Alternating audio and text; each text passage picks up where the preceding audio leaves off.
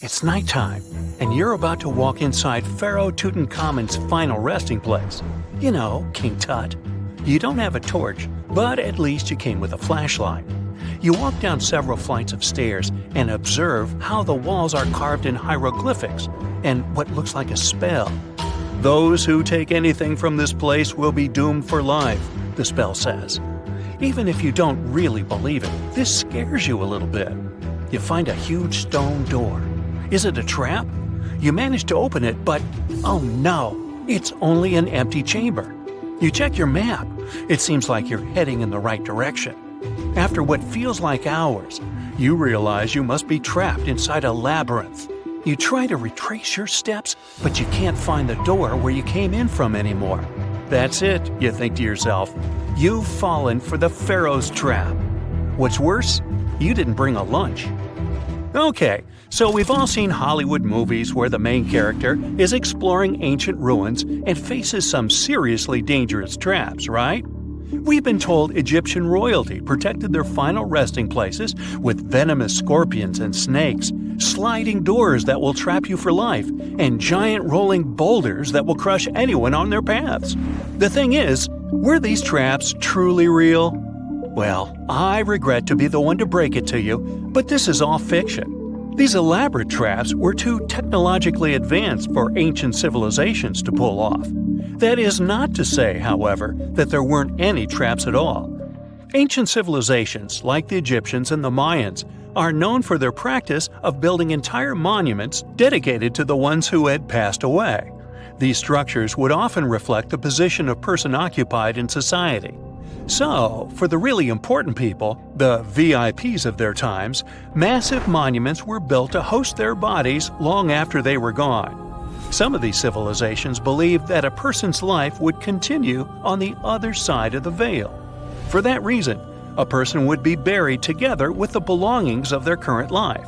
If they had a lot of money and power and stuff, that meant their resting places would be filled with riches and gold. Now imagine if you lived in ancient Egypt and you knew exactly where all the pharaohs' tombs were located and had heard rumors of the amount of wealth kept in these places. Maybe you would be tempted to go check it out, right? We're talking about large rooms filled from floor to ceiling with golden artifacts, jewels, and even money. I mean, it does sound tempting. And since there weren't any security guards protecting the entrance of these places, Egyptians needed to get creative as to how they would protect these riches. These old civilizations found some traps to be useful. A recurring one was building empty rooms inside the monument to confuse a burglar. Now, let's take a look at Amenhotep III's final resting place as an example. It was built in the city of Luxor, in a spot also known as the Western Valley of the Kings. Two French engineers originally discovered the monument between 1905 and 1914 CE. The structure is huge and has more than 10 chambers, connected by long corridors and steep stairways. The King's Chamber is the most hidden one, and for an outsider to try and find it, they will probably enter a lot of empty rooms beforehand. Other pharaohs tried to protect their riches by commissioning monuments with false doors concealing pits that were up to 20 feet deep. This way, an unwarned and unwanted visitor would be surprised by the deep hole on their way to the king's resting chamber. Alongside false doors, pharaohs made sure to build labyrinth-style corridors and false walls. This way, robbers could take hours or days before they found the king's real chamber. As to pits with poisonous snakes on them, if there were any reptiles inside these monuments, they probably got inside on their own, and would most likely not stay there for long. There is no way snakes would survive years and years without food inside these pits. So yes, another Hollywood-induced belief right there. If these traps seem boring to you, archaeologists did find an interesting deterrent in the final resting place of the Red Queen of Palenque in Mexico. Palenque was one of the most powerful Mayan cities in pre-Columbian Mexico, and the Red Queen was believed to be the grandmother of the last Mayan king, undoubtedly a person of immense importance to the empire. In her honor, a huge monument was built to keep her body after her passing. The discovery of the tomb itself was already thrilling. Archaeologists found an ancient monument when digging at the site back in 1994. The first thing they found was a room with a hidden door. Once they opened the door, they discovered a long corridor. Finally, at the end of this corridor was the Queen's chamber. The team of archaeologists was beyond excited to unearth this chamber with the mummy of the Queen herself still inside it. They found her to be accompanied by her pearls, jade shells, and expensive rocks. But as the team explored the remains, they saw something rather strange. The room was filled with a red-colored powder. Researchers knew that the color red was important to the Mayan people, and that much of their clothing and buildings were decorated with this color. But they didn't understand why the Queen was buried with this unknown red substance. After they took a sample back with them for further analysis, they discovered that the red powder was cinnabar, a very dangerous mineral. This powder, when inhaled, can cause, shall we say, severe health damage to a person. The team concluded that this could only be a trap for anyone trying to steal her riches. Okay, so dangerous powders might have worked as the most intense traps we've seen until now. But perhaps the cheapest way to keep out unwanted visitors was to advertise spells written out all over the monument. We'd probably laugh at these today, but back in the day, they were more or less effective. Spells usually said that the person who took anything from that place would meet a tragic fate. Some spells said that robbers would lose their houses in big fires or terrible floods. Other spells said burglars would have incurable and undiagnosed health issues, but they weren't really enough to stop people from taking any gold. There are some stories surrounding how these spells might have been real. One of them is from the famous British Egyptologist Howard Carter, the one responsible for unearthing Pharaoh Tutankhamun's resting place in the 1920s. After months of unsuccessful digging, Carter discovered the tomb's existence by chance. He found the entrance to a stairway right beneath the soil where he had been searching all those months. With the help of a team, he cleared the piles of sand blocking the stairs and discovered a doorway. The door had several royal symbols carved into it, and Carter knew this could only mean a very important person had been buried there. And he was right. With a chisel, he made a hole in the top left-hand corner of the doorway and lit his vision with the help of a candle. He couldn't believe what he was seeing, the reflection of several golden and jeweled items crowding the chamber before him. Lost for 3,000 years, Carter had just discovered the final resting place of King Tut. But the story didn't finish here. This discovery was accompanied by a series of unfortunate events that led people to believe it had something to do with the pharaoh's spell. Carter himself mysteriously passed away just a few years later, and some of his assistants lost their houses in floods, just like one of the spells threatened. Some say it's just coincidental, as there's no real proof of these things being connected. Well, what do you think? Was this an effective trap after all? When you hear the word mummy, you might get a chill down your spine. That's because most of us associate this word with those creepy characters we've seen in some scary movies. But in reality, mummies have helped us understand a lot about ancient civilizations, their rulers, and about how people used to deal with losing their loved ones. The people most famous worldwide for their mummies are the ancient Egyptians. They believed that some sort of existence after passing away was possible, if certain conditions were met. That's why they insisted on preserving the human body through the process of mummification and placing the mummy in a furnished tomb, kind of like giving it a fully functioning apartment of its own. Why did they believe in this? Well, because they were deeply connected to their natural environment for the most part. They saw the natural cycles around them, like how the sun rose every day, followed by the moon, or how new life was always sprouting from plants, even after they had wilted away.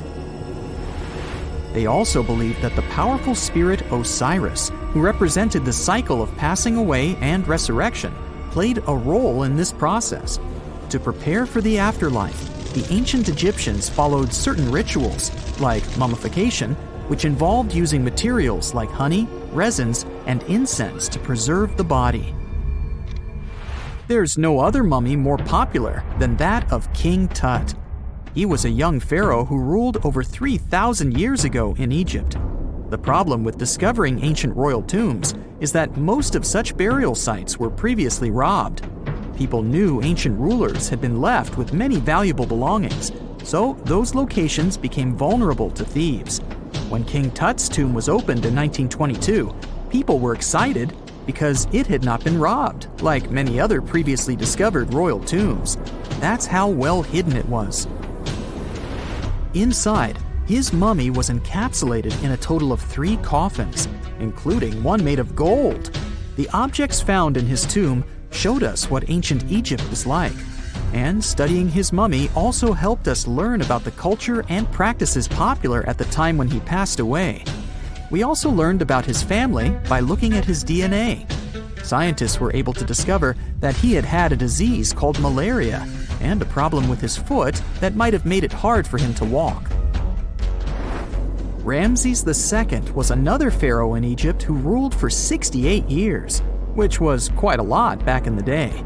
He was known for his expansion campaigns and building projects. Many objects from his time as a ruler still exist today, including a large statue of him. Ramses II was about 6 feet tall and lived to be about 90 years old. After looking at his mummy, scientists concluded that he may have had a medical condition that affected his spine. Now, remember those thieves I mentioned before? They are probably the reason why Ramses II ended up in a plain coffin in a secret collection of royal mummies at Deir al-Bahari, which was rediscovered in 1881. Thankfully, archaeologists were able to identify him because his journeys had been recorded on his wrappings. The process was really tedious too. In fact, in ancient Egypt, the mummification process could take a staggering 70 days to complete. A special person would say a very specific speech while delicately handling the body and drying it out using a type of salt called natron. They also used linen and resin to make the body look more lifelike and to wrap it in cloth. The tomb was equally as important for ancient Egyptians. The walls of King Tut's tomb, for example, were adorned with intricate artwork that depicted his journey to the afterlife, from his burial procession to his passage through the underworld. The ancient Egyptians believed that everyone made this journey after passing away, and they filled their tombs with items and paintings to help the person in their spiritual travels. Additionally, the walls of the tomb were decorated with spells from a special book, which contained a collection of poems that the Egyptians believed would help people reach the afterlife. And speaking of how important this journey was, people also placed food in these ancient tombs. In King Tut's tomb, archaeologists discovered 36 jars of vintage beverages and 8 baskets of fruit, which were believed to be left there to help him in his journey to the afterlife. The Egyptians believed that traveling to the afterlife took a really long time, so they left a lot of supplies, such as food and water, to sustain their loved ones. Pharaohs also generally had numerous luxurious garments and beautiful jewelry in their tombs to ensure that they would have a fashionable journey. These items included various types of linen clothing, such as tunics, scarves, gloves, and headdresses, as well as a lot of gold jewelry with precious stones, like bracelets, buckles, pendants, necklaces, rings, and even precious depictions of insects for protection. Some were also deposited with fans made from ivory and ostrich feathers to keep them cool in the afterlife. Some ancient rulers were even placed in their forever apartments along with boats. For example, Pharaoh Khufu built the Great Pyramid at Giza as his tomb, and a large ship was found inside. King Tut, however, was buried with multiple boat paddles, but no actual boat. Instead, he had 3 chariots and numerous walking sticks made of precious materials, perhaps indicating he'd rather travel to the beyond by land, not by water. Amongst the most interesting objects found near ancient mummies are bottles of oils and perfumes. If rulers were supposed to be fashionable, why not smell nice too, right? Also, Some of them had some ancient kinds of board games, most of them made out of precious materials like gold or ivory. One of those games was called Senet. It was very popular amongst the ancient Egyptians and very similar to modern-day chess. The ancient Egyptians may have the most famous mummies out there, but they weren't the first to invent the procedure. In fact, it all started in South America with an ancient civilization named the Chinchorro. As far as we know today, these people were the first to mummify their loved ones that had passed away. They did it somewhere around 2,000 years before the Egyptians started their own rituals. Sure, we can tell a lot about ancient rulers by studying these mummies, but until recently, we had no idea what they really looked like during their lifetime. Not so long ago, though, some very special mummy paintings were found by archaeologists studying ancient Egyptian objects. These mummy portraits are highly detailed paintings of individuals that were made while they were still alive. Such paintings were often painted on wood, as opposed to the classical portraits we all know about, which are painted on canvas. They are known for their realism and beauty, and have even been used by researchers to diagnose diseases by comparing them to the corresponding mummies. Some of these portraits also include depictions of jewelry, which was later found on the mummies. The recent discovery of these mummy portraits in Central Egypt is significant, as it marks the first time in over a century that such paintings have been found. Mummies appeared all around the world naturally, too. Mummification can occur without people intervening because of natural conditions, like extremely cold or hot environments, places with a lack of oxygen, or accidental exposure to chemicals that preserve the body. These conditions don't allow bacteria to grow, resulting in the body remaining more or less intact. Famous Otzi was one of these mummies.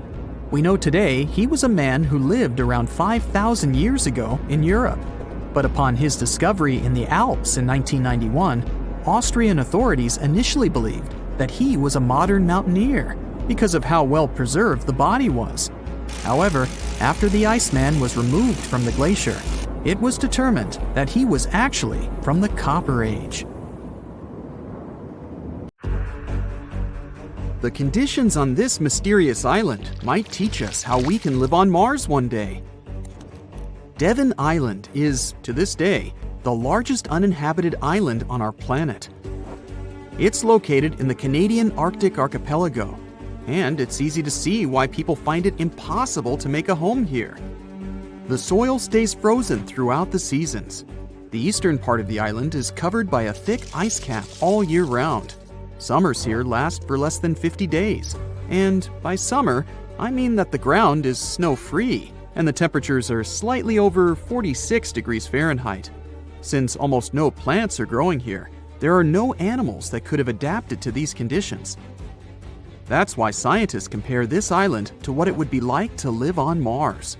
In 2001, a project started here on Devon Island looking to discover how people might live and work on other planets, particularly on Mars. It's called the Houghton Mars Project and offered NASA scientists some unique studying opportunities. There are few options here in terms of logistics and transportation, and communicating with people living outside the island is also a bit more difficult. Specialists believe that if we can find solutions to live here, we might be able to do it on Mars too. Think of it as a home-based outer space boot camp. The Pitcairn Islands can be found in the middle of the Pacific Ocean. If you're a fan of adventures and remote places, this is the place to be. But you'll need to buckle up for quite the ride, since no plane has ever reached this place. The only way to reach the Pitcairn Islands is to take a 32-hour yacht ride. No wonder only 50 people are known to live here. Its history is really interesting too. A group of people settled here in the 18th century after a failed marine mission. To this day, all the residents of the island are descending from that initial group. Life's not easy here though. If they need to see a doctor, for example, they need to travel either to the island of Fiji or to New Zealand.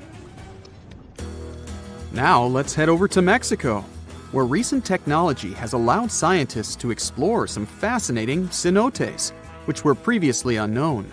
Cenotes are also called sinkholes and allow us to see subterranean water bodies. A team of archaeologists, cave divers, underwater photographers, and biologists came together to explore and document the extensive network of sinkholes located in the Yucatan Peninsula. One of the hotspots is located under the main pyramid at the Chichen Itza archaeological site. In total, scientists are looking to explore about 6,000 cenotes stretched across this whole region. The whole project is important not only because of the geological discoveries, but also because of its connection to the Mayan people and their culture. These recent discoveries revealed that for the Mayans, these cenotes weren't simple water sources. They dictated the way they built their constructions and had a huge impact on their spiritual lives too. The tallest mountain in the world is Mount Everest, sure, but it's been explored by scientists and tourists alike and doesn't hold many secrets. The mysterious Ganghar Puensum, on the other hand, is the tallest unclimbed mountain on our planet. The reason behind this unusual situation is not because of its remoteness or harsh conditions. Rather, because it's against local legislation to climb it. It's located in the South Asian territory of Bhutan, and the name of the mountain translates to the White Peak of the Three Spiritual Brothers. Local tradition dictates that mountain peaks shouldn't be available to humans and need to be left to the higher spirits. Mountains in this region can only be climbed up to 3.7 miles, but Ganghar Puensum tops 4.7 miles. For this reason, there's no official record of any human reaching the peak. Almost all of the previous expeditions have been inexplicably stopped at the midpoint. The next unusual spot should be on any travel enthusiast's bucket list, the island of Madagascar. For starters, it's estimated that about 90% of the species of plants and animals that are found here can't be seen anywhere in the world. But there's one small portion of the island that has baffled both tourists and scientists, the Stone Forest. It belongs to the Tsingy de Bemaraha National Park and features some unique limestone formations. They look like thousands of spiky towers that stretch hundreds of feet into the air. The distance between these formations can be anywhere from a few inches to the length of a city street. As beautiful as it is, it's really hard to get here. It'll take you a few days to get there from the nearest city. Once you get to the park, it becomes really difficult to explore too. It can take a whole day to go across as little as half a mile. The word Tsingys itself translates to where one cannot walk barefoot. To visit the remotest village in the whole world, you'll need to prepare yourself for quite the journey. From the United States, for example, the easiest route involves a 15-hour flight to Cape Town, South Africa, followed by a 6-day boat ride to reach Tristan da Cunha. Or you could take a month-long cruise through the South Atlantic Ocean, whatever works better. Planning in advance is a must, since only 9 boat visits are made to the island yearly. It's just 7 miles long and right in the middle of the South Atlantic Ocean, stretching a mere 37.8 square miles. There are slightly over 200 residents, and they all farm for a living.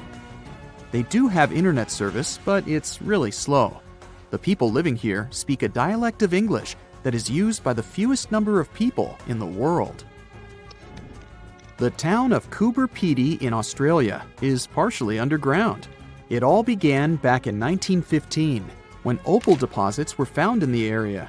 To this day, the town is still the biggest opal mine in the world. People living here figured out that it would be more comfortable for them to stick to the underground, as temperatures above ground can reach 125 degrees Fahrenheit. So, the establishment now has underground stores and galleries. Coober Pedy is also home to the world's first 4-star underground hotel.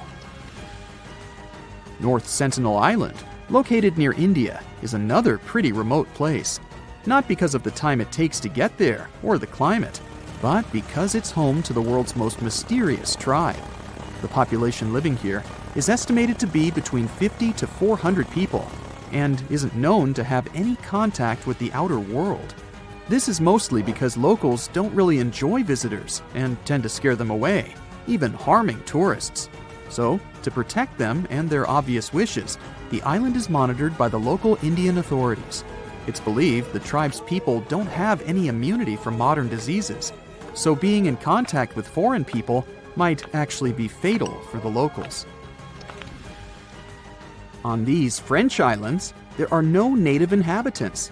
The Kerguelen Islands are part of the Antarctic lands and are home to just scientists that visit on rotation. At any given time of the year, there are no more than 100 people here, and they're mostly engineers and researchers. There's no plane to get you to these islands, and few tourists are known to have visited them. The island is covered in glaciers, and the soil here isn't friendly to plants or animals. But if you're curious about what this place looks like, you'll need both the money and the time to complete the trip. You can only reach the island by ship, which reaches the shores of Kerguelen only 4 times a year. It isn't cheap to stay in these islands, and you definitely won't find 5-star hotels here. The trip departs from Réunion, and it takes about 28 days to reach the first island. Half of the time will be spent at sea, so be prepared to cover over 5,600 miles of the Indian Ocean. Before we get into the reason why and how there are pyramids all around the world, let's talk about some of the examples. I'll start with the Pyramid of the Sun in Mexico. These folks really knew how to build a city. Their well-planned urban center spanned over 7 square miles and boasted several pyramids. But the Pyramid of the Sun is the most impressive. This giant pyramid was built way back in 100 CE and is one of the biggest structures of its kind in the whole Western Hemisphere. It's so big that it's 216 feet high above the ground. If you ever find yourself in this ancient city, you won't be able to miss the Pyramid of the Sun. It's right there on the east side of the Avenue of the Dead, the city's main north-south street. To build this incredible pyramid, around 1 million cubic yards of material were used, including a special kind of red volcanic rock called hued tezontle. Impressive, huh? We don't know too much about the people who built the Pyramid of the Sun or its purpose. But archaeologists believe there was once a temple on top of it. When explorers went below the pyramid in the 1970s, they found a bunch of cool tunnels and chambers. In 2011, they even found a secret stash of clay pots, obsidian pieces, animal bones, human figurines, and a mask. Who knows what other secrets the pyramid is hiding? If you decide to see this one, you must climb the pyramid using the 248 uneven steps on the west side. Watch your step. Sudan got some pyramids too. Nubian pyramids aren't as big as the ones in Egypt, but they still got around 200 of them. These ancient pyramids have been home to the tombs of the pharaohs of the Meroitic Kingdom for almost 1,000 years, who ruled Egypt from Nubia to the Mediterranean Sea. The pyramids at Meroe were constructed using granite and reddish sandstone. Oh, and did you know that Sudan has more ancient pyramids than Egypt? The Kushite pyramids depict the indigenous architecture and burial traditions of Nubia's Napata and Meroe kingdoms, which ancient Egypt influenced. Meroe, the burial site of over 40 queens and kings, is the most extensive Nubian pyramid site. The tomb walls depict mummified royals bedecked in jewelry, their wooden caskets containing bows, quivers of arrows, and other artifacts pointing to the Meroitic relationship and trade with Egyptian and Greek civilizations. So if you're looking for some ancient tombs to explore, you may consider skipping the crowds in Egypt and heading on down to Sudan. Let's fly to Iraq to see some more pyramids. Ziggurats have fancy receding layers and tiered temples. Instead of a smooth exterior, it has tiers like a cake. Perfect for all the important work and rituals that went on inside. You can find these towering structures scattered throughout Iraq and Iran, and they're a real testament to the power and skills of the people who built them. One of the biggest and most impressive ziggurats is the ziggurat at Ur. It's basically a giant rectangular pyramid that stands a whopping 70 to 100 feet tall, with 3 levels of terraces and a temple on top. Can you imagine how many baked bricks it took to build that thing? Try 720,000 for just the lower portion. This particular ziggurat was built for Sumerian king Ur-Nammu. Similar to other ones, this pyramid has been around for thousands of years, so it got a little rough around the edges. Thankfully, the Babylonian king Nebuchadnezzar II and some archaeologists came to the rescue in the 6th and 20th centuries respectively, and now you can find this near Talil Air Base. The ziggurat at Ur was built in 2100 BCE by King Ur-Nammu for the moon deity Nana. It was the tallest building in the city, and you could see it from miles around. It was like the medieval cathedral spire of its day. People would come here to bring their agricultural surplus and get their food allotments and seek spiritual nourishment. Sadly, the Nana temple at the top of the ziggurat didn't survive, but we do have some blue glazed bricks that may have been part of its decoration. The lower parts of the ziggurat are pretty amazing though. The architects even included holes in the temple's baked exterior to let the water evaporate from its core. Since we explored some of the pyramids on our planet, let's take a broader perspective. They can be found in many parts of the world. Egypt has over 100 pyramids, double that number in Sudan, and dozens of others are scattered in the Middle East and China. The Americas have the most pyramids in total, with more pyramids than the rest of the world combined. These pyramids are located in Mexico, Guatemala, Honduras, and El Salvador. Time to know more about the evolution of pyramids through history. The oldest pyramid is in Egypt. This pyramid was a step pyramid, which was created by placing one layer of stone on top of another. The pharaoh Sneferu is credited with creating the pyramid shape we recognize today. During his 45-year reign, he built 3 pyramids. His first 2 attempts failed, but he finally got it right with the Red Pyramid, which is considered the first true pyramid. It was Sneferu's son, Khufu, who built the Great Pyramid of Giza, which was the tallest human-made structure on Earth for almost 4,000 years. Latin American pyramids are similar to early Egyptian step pyramids, but they were built independently, with no knowledge of each other. The pyramids in Sudan were built around 700 BCE and are tall but much narrower than those in Egypt. How in the world did all these civilizations build these things without even texting each other? After all, the Aztecs, Mayans, and ancient Egyptians were about as different as possible. But despite their cultural differences, they all seem to agree on one thing. Pyramids were pretty cool. Step pyramids are all around the world because they were the most feasible and stable way to build large and tall structures without access to lighter building materials like wood and metal. The triangular form with a square base is the best way to build a sturdy structure, and having a cube structure would require more material for less height. Now, when it comes to pyramid design, the Egyptian pyramids were like giant triangles with a square base, smooth sides, and a pointy top. On the other hand, the Aztecs and Mayans went for a tiered cake look, with steps leading up to a flat platform on top. So, while all these pyramids share the same basic shape, they have their own unique flair. Each group built its pyramids using different materials, techniques, and slope angles. So while they may have been inspired by each other's work occasionally, they were just doing their own thing. Egyptian pyramids had smooth, angled sides that were designed to help the pharaoh's soul ascend to heaven. The Pyramid of the Sun was built over a series of caves that served as a passageway for the deities. The Maya built the temple of Kukulkan in Chichen Itza to honor the deity Kukulkan, usually represented by a serpent.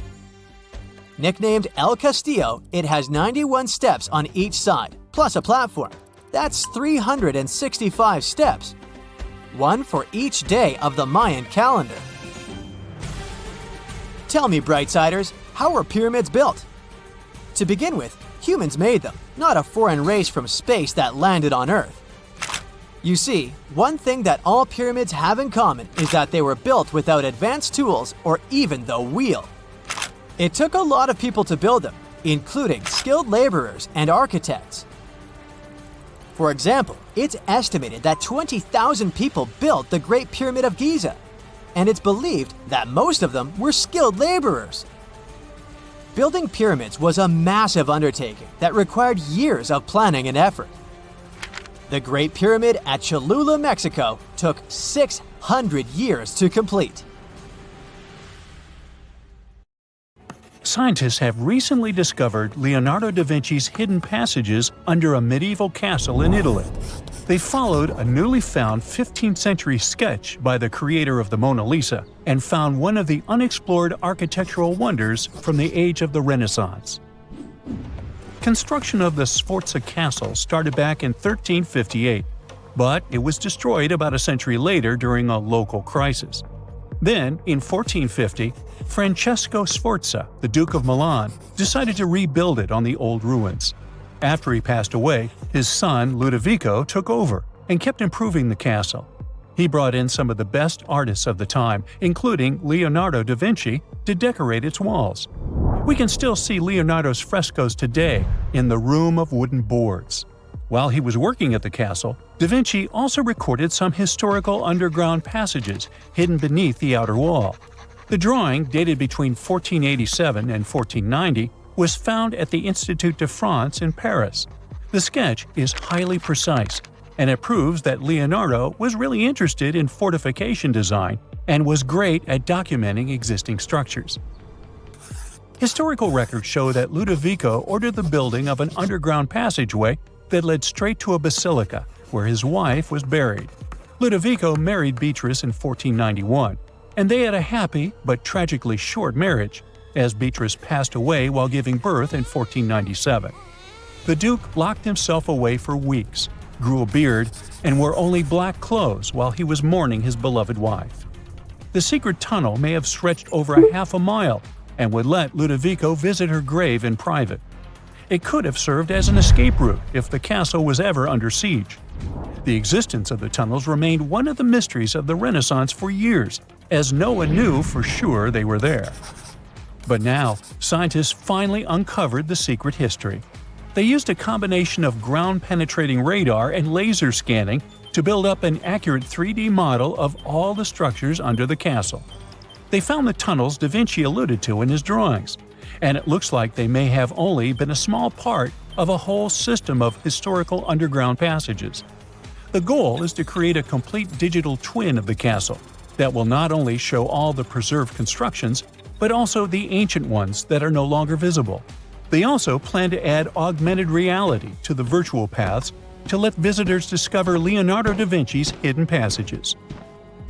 Now, we don't know if the genius actually took part in constructing the hidden passages that scientists recently discovered, but we do know about some other Leonardo da Vinci inventions. He created the first satellite-like map in 1502, long before photography or satellites were even a concept. A famous figure in Italy, Cesare Borgia, invited Leonardo to a small town called Imola, near Bologna, to create a highly detailed map for him. Back then, maps were not very precise, as no one had figured out how to show exact distances on a smaller scale. Instead, people spent a lot of time decorating them with dragons, roses, fancy castles, mountain ranges, flowers, and other artistic details. These maps look more like beautiful paintings meant to be displayed, rather than practical tools for navigation. But Cesare Borgia wanted something truly functional, and Leonardo managed to create something revolutionary in the field of cartography. If you compare satellite images of Imola today with Leonardo's map, the similarities are striking. He captured every alley, curve of the streets, roadways, and even the exact sizes of the buildings. And he did it all by hand, using just a pencil, ruler, compass, and several of his own clever inventions. To gather all the necessary data, the genius walked through the streets for weeks using a large wheel that spun as he moved, recording the distance with a cable. Using the magnetic compass, he determined precise directions. He also developed a tool called the boussole, which measured angles inside a circle. With this, he could track the exact turns of each street and the size of the intersections. He figured out the distances between houses and major roads. Then, back at home, he used his notes and calculations to draw the map to scale with incredible precision. In his work, Da Vinci also used a technique developed by Florentine humanist Leon Battista Alberti. He created a mapping method where you could place an entire city inside a circle using polar coordinates. At the center of the city, 8 straight lines met, representing the main directions of a compass. Leonardo used this system to divide the town into 8 sections.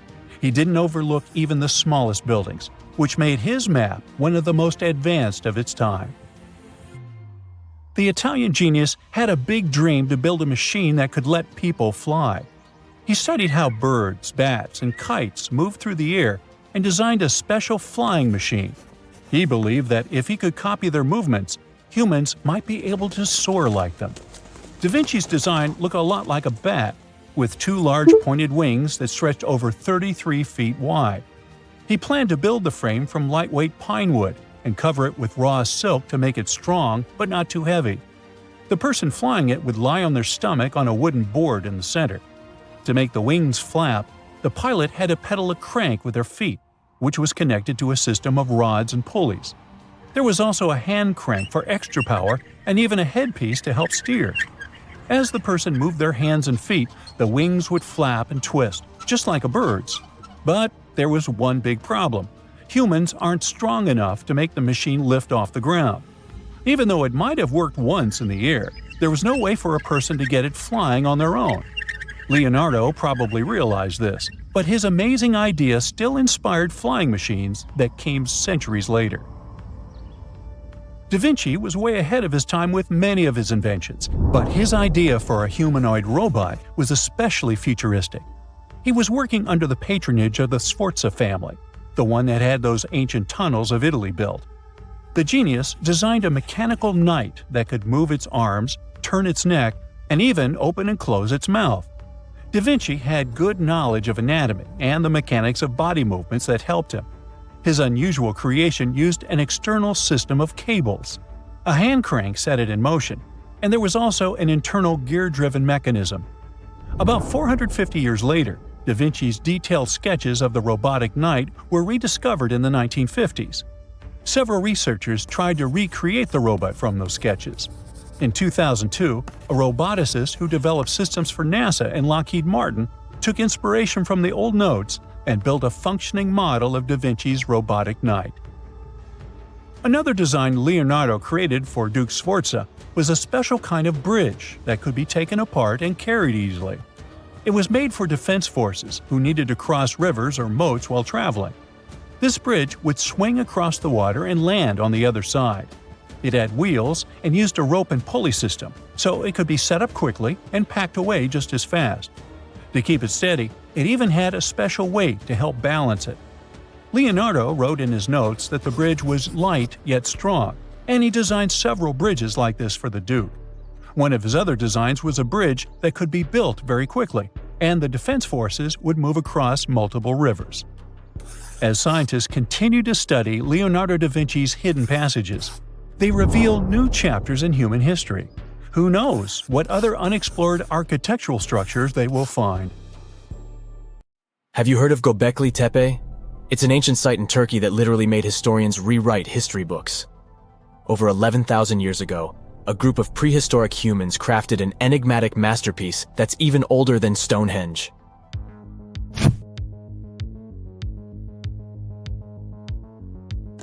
Before its discovery, archaeologists believed that people didn't know about iron and weren't good at making pottery.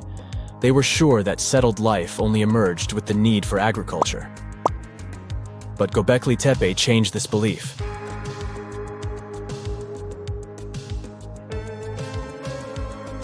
The place has revealed that it was the temple that paved the way for a settled life, not agriculture. Until this discovery, researchers believed that farming was the catalyst for sedentary living. Meet Professor Schmidt, the guy whose findings changed this theory. He managed to prove that hunter-gatherer communities laid the very foundations of this way of life.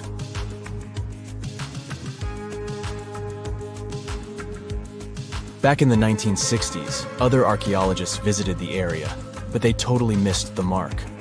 While surveying the region, they stumbled upon a hill with scattered limestone slabs and concluded it was just an old burial ground from medieval times.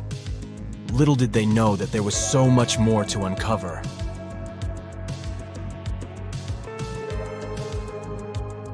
In 1994, Schmidt embarked on his own survey of prehistoric sites in the area. Surprise! He instantly realized he had discovered something truly extraordinary. Unlike the nearby flat and barren plateaus, Göbekli Tepe had a gently rounded top, rising 50 feet above the surrounding landscape. Funny enough, the translation of this place's name is Potbelly Hill. Schmidt was sure only humans could have made something like this.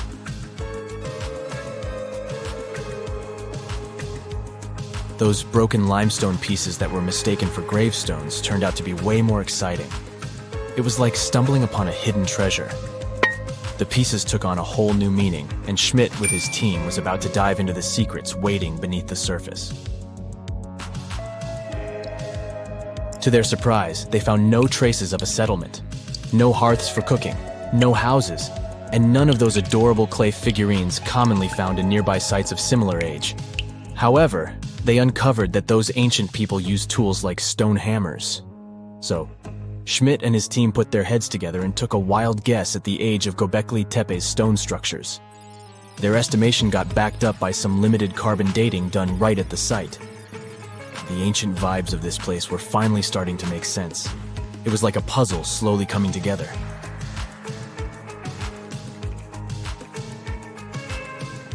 You may think that back then, people didn't have special tools to create something as cool as Göbekli Tepe. Not true. Turns out, these prehistoric folks used flint tools instead of fancy metal chisels. They were also skilled at chipping away softer limestone and crafting pillars right on the spot. Afterward, they carried the pillars a short distance to the summit and placed them upright. Once the stone rings were complete, they covered them with layers of dirt. Over time, they added new rings, and voila! You've got a cool hill to impress people in the future.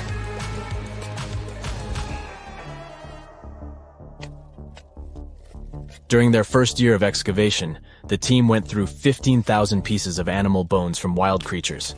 These people didn't have pet animals or grow their own food.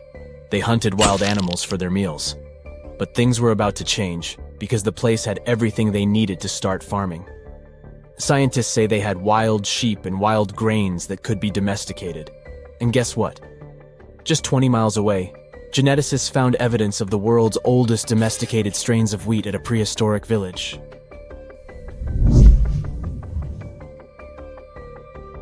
These amazing findings have completely changed how we view civilization. In the past, experts believed that people needed to learn how to farm and settle in one place before they could build temples and develop complex societies. But guess what? Schmidt's research flips that idea on its head.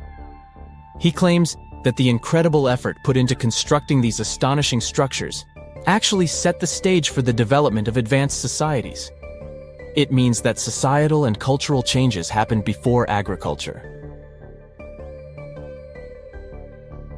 Schmidt has this fascinating hypothesis about Göbekli Tepe. He thinks it could have been a special burial site where people left their loved ones. And here's the twist.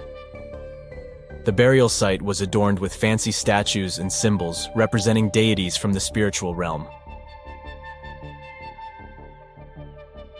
The idea that Göbekli Tepe could have served as a sacred place adds another layer of complexity to the whole story.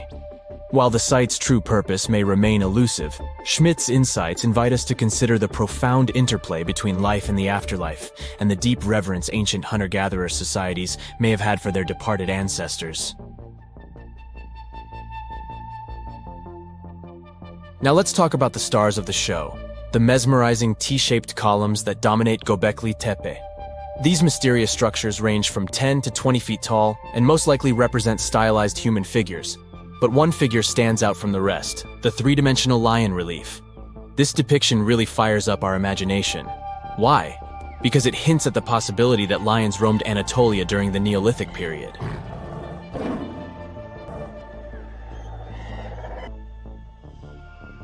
These standing stones are arranged in circles and placed in rectangular pits. Each circle has a similar setup: 2 big T-shaped pillars in the center, surrounded by slightly smaller ones facing inward. Talk about a stylish arrangement. These towering pillars reach a whopping 16 feet and weigh between 7 and 10 tons. Some pillars are plain and simple, while others are like works of art with intricate carvings. Foxes, scorpions, and vultures come to life, crawling and twisting on the pillars' sides. But it's not just animals depicted on these stones. Some pillars have abstract shapes representing humans, and even small carvings of clothing items. Some of them even have belts. Now, there's one pillar that stands out from the rest like a rock star. This super old stone pillar suggests that a comet crashed into Earth. It happened during a chilly period that lasted about 1,000 years. Previous studies examining Greenland ice cores hinted at this comet theory, but now the carvings at Göbekli Tepe prove it right.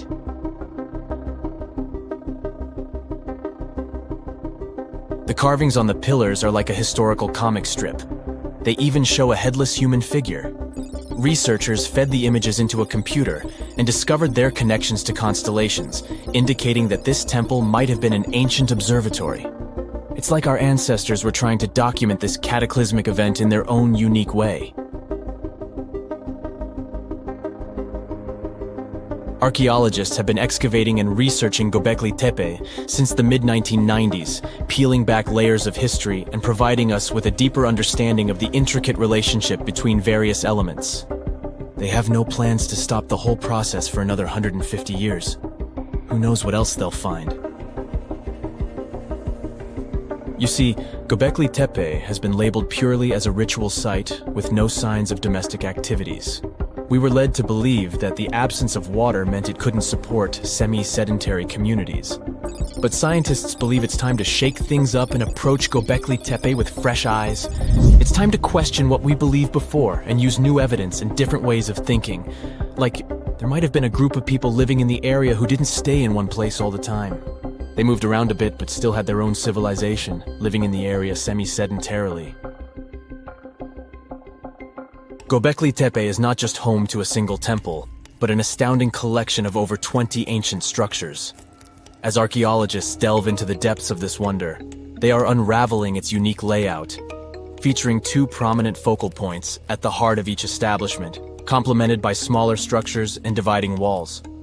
What's even crazier is that in this area, there are over 200 obelisks, which are narrow tapering monuments. The story goes that 2 Mayan twin boys loved to play ball. Sure, they were really good at it, but they also made a lot of noise when playing. The lords of the underworld soon became bothered by the sound and summoned the 2 boys to the underworld, a place the Mayans called Xibalba. As soon as the boys reached their gloomy destination, the lords of the underworld began putting them through a series of tests. Soon enough, the inexperienced twin boys failed the tests and lost their lives. But this was not in vain. This sad event resulted in the appearance of a beautiful fruit tree. Soon enough, a young woman saw a beautiful fruit on this tree and reached up to pick it. Legend has it that soon after that, she gave birth to another set of twin boys named Hunahpu and Xibalbaqui. Just like their ancestors, these twins were great ball players, but they were equally as loud, and the lords of the underworld became annoyed again. They decided to ask this pair of twins to come to play a game in the underworld, hoping to get rid of them too. When the twins arrived, the lord sent them through a number of frightening places. The first one was the House of Gloom, which was very dark. They then passed through the House of Knives, where they had to avoid getting injured. The twins then built a fire in the House of Cold, so that they didn't freeze, and ran through the House of Jaguars, where they tricked the animals into not eating them. Finally, they entered the House of Bats, where they seemed to have lost their luck. One of the bats managed to run off with Hunahpu's head. The lords then challenged the twins to play ball with them, but the boys were clearly at a disadvantage. Xibalanqui placed a turtle on Hunahpu's shoulders to make up for his lost head, and they began playing. As the lords became distracted by an animal near the court, Xibalanqui stole his brother's head and placed it back in its place. Much to the annoyance of the lords, the twins were now able to tie the game. Hunahpu and Xibalanqui continued to perform a series of tricks for the lords of the underworld. One of them involved Xibalanqui injuring Hunahpu and then bringing him back to life. The lords were so impressed by the twins' performance that they asked them to do the same trick on them. Of course, the twins agreed, but after performing their trick on some of the lords, they refused to revive them. Seeing what had happened, the lords of the underworld admitted defeat and begged for their lives, promising not to intervene in the lives of people ever again. Hunahpu and Xibalanqui were happy to have avenged their ancestors and gained the respect of the lords. Legend has it that the lords of heaven were so impressed by the twins that they took them to live in the sky by turning them into the moon and the sun. The Maya civilization was one of the most dominant indigenous societies in history, and their folklore and traditions are still discovered and studied today. They used to live in a territory called Mesoamerica. It was made up of modern-day Mexico and parts of Central America like Guatemala, Belize, Honduras, Yucatan Peninsula, and El Salvador. They lived from 1800 to 900 BCE and up to 900 to 1500 CE. Apart from their impressive legends, the Maya were very skilled inventors. They're known for their calendars, writing systems, farming methods, and sports. Their writing, for example, was found preserved on buildings and stone monuments, as well as in rare books and pottery. It's a system made out of more than 800 hieroglyphics in various combinations. Each of those signs was said to represent a syllable. Their writing system was deciphered by accident by Tatiana Proskorakov, an American woman who initially studied to be an architect. Since she didn't find a job in her field, she eventually became a Mayanist in her own right, despite not being academically trained. She was the first to notice that the Mayan upended frog glyph meant birth, and that their toothache glyph meant the date when the king ascended to the throne. It made it easier for scientists to pinpoint birthdays, as well as the names of the rulers of a specific Mayan dynasty. They also invented the concept of zero, which is seen as one of the greatest innovations in mathematics, physics, and human history altogether. Sure, even back then, people understood the idea of having nothing, but the concept of zero as a number is a relatively new invention. A fun fact about Mayans is that they really liked hats. The bigger your hat was, the more important you looked. Not only was it a sort of fashion statement, but it also made them look taller, which was a big deal for their aesthetic. The Mayans also came up with one of the most intricate and complex calendars in human history. It was the first to use zero as a placeholder. Their calendar ended on December 21st, 2012, which led some people to believe that it translated to the end of the world. Obviously, that was not the case. It just so happened that the date coincided with the end of a Mayan cycle of years. But you know, as advanced in science and astronomy as they were, they did make some mistakes. One of them was their belief that the world was flat. Their theory was that the four corners of the world were watched by the brother lords, who kept the sky from falling over their lands. Hats off for their menus, though, as they were well-known chocolate eaters. They turned eating chocolate into a form of art. The drink they made wasn't really like the hot chocolate we enjoy today, though.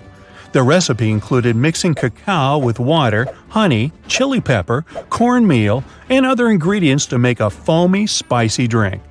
The ritual of drinking cacao was a crucial part of their celebrations. We're not done discovering all the amazing parts of their architecture and civilization. It was only a few years ago that a Maya pyramid was found at Tonina, in the Mexican state of Chiapas. It was estimated to be more than 1,000 years old. The reason why it escaped archaeologists for so long was that it lay hidden under what was believed to be a natural hill. The ruins of 2 Mayan cities have been recently discovered in the Mexican state of Campeche. Why didn't we find them until now? Well, they were concealed by really thick vegetation, which made it difficult for archaeologists to reach them. The Mayans didn't just disappear. Their descendants are still around today, many of them choosing to live in their ancestral homelands.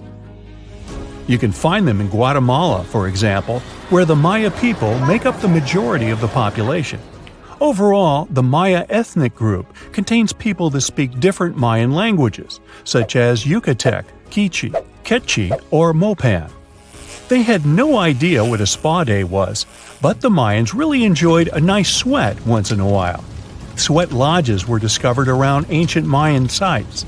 They were built out of stone or adobe. These rooms were an essential part of their cleansing and healthcare rituals. One of the earliest sweat lodges was found in Quello in northern Belize and appeared to date back 3,000 years.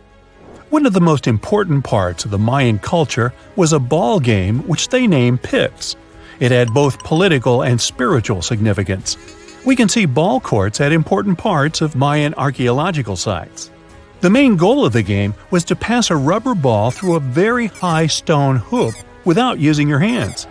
Basically, it was a combination of soccer and basketball. However, it could have serious consequences. The loser could, at times, even lose his own life. Ooh, high stakes indeed. Because of this game and the need for bouncy balls, the Mayan people were some of the first cultures to use rubber. They made it using natural latex.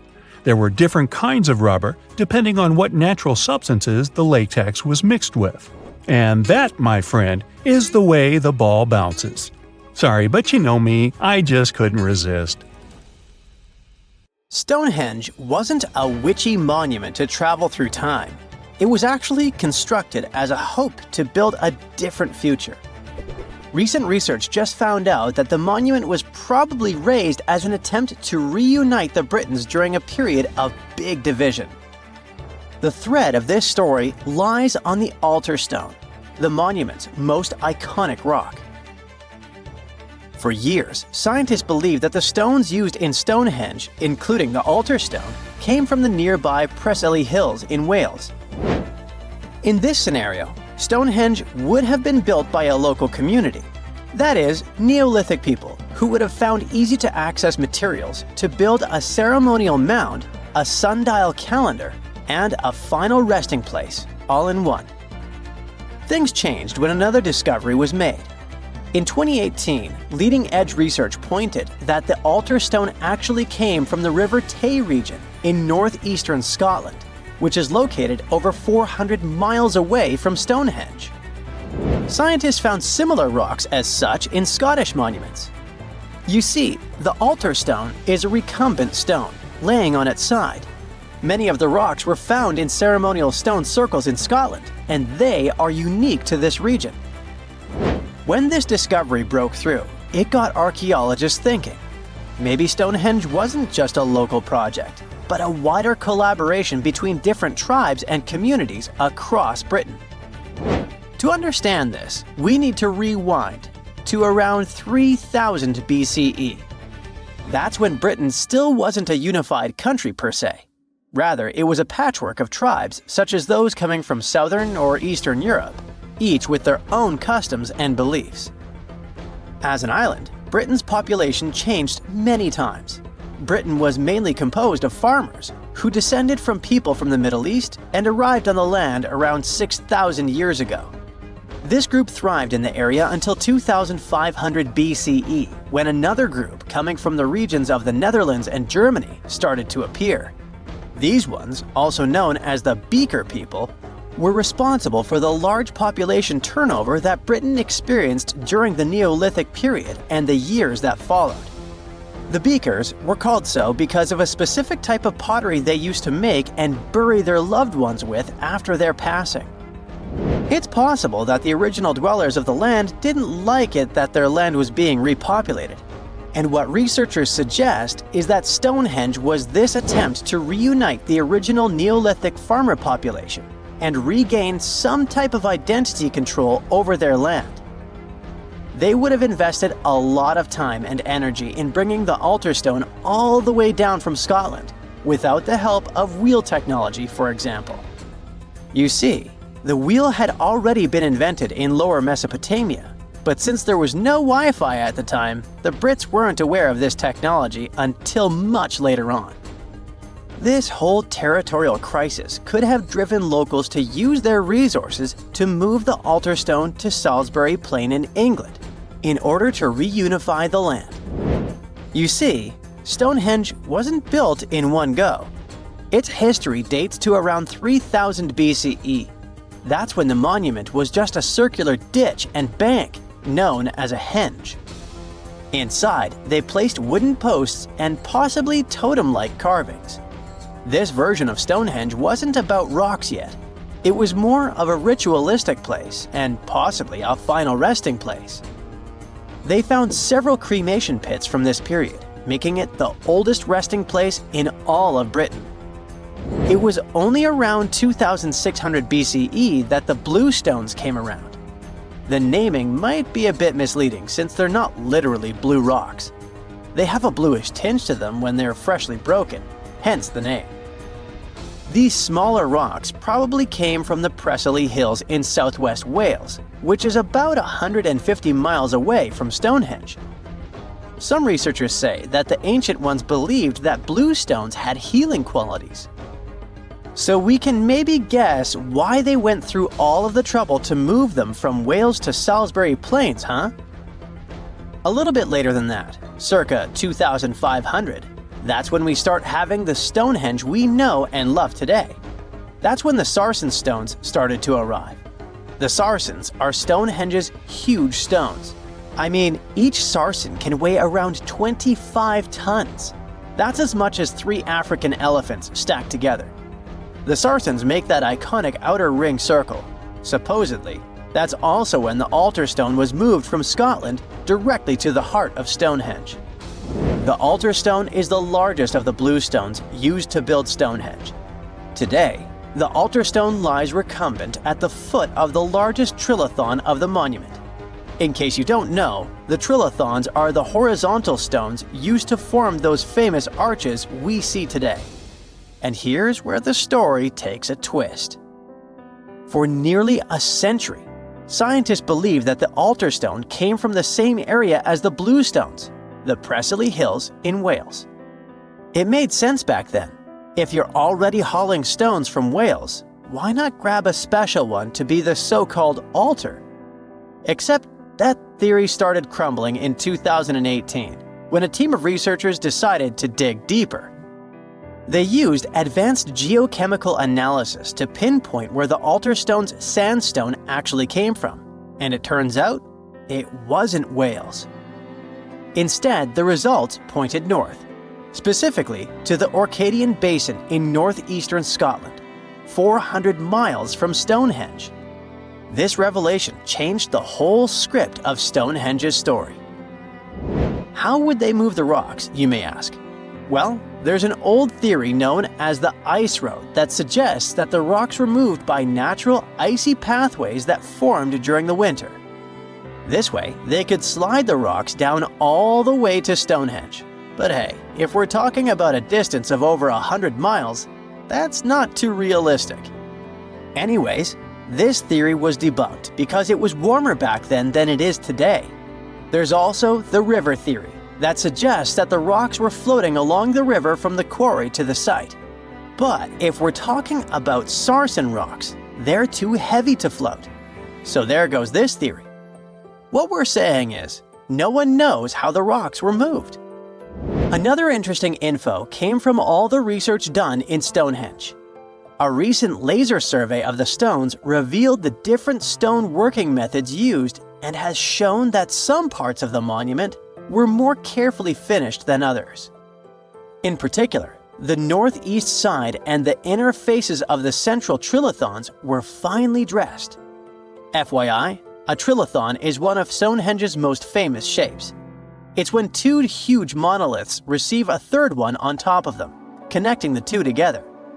This fancy word is just Greek for having 3 stones.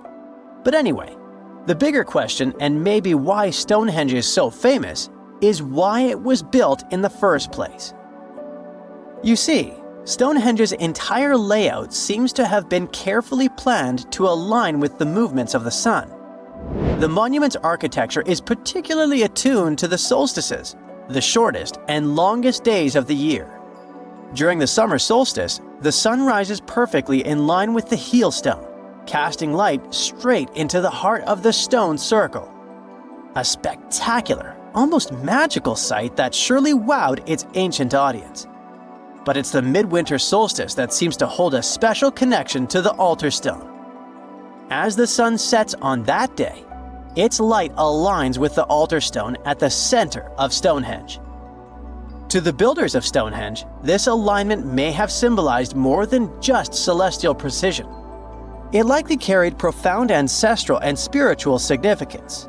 The altar stone, illuminated by the setting sun, could have been seen as a bridge between worlds, connecting the living with their ancestors, the earth with the cosmos, and the present with the eternal.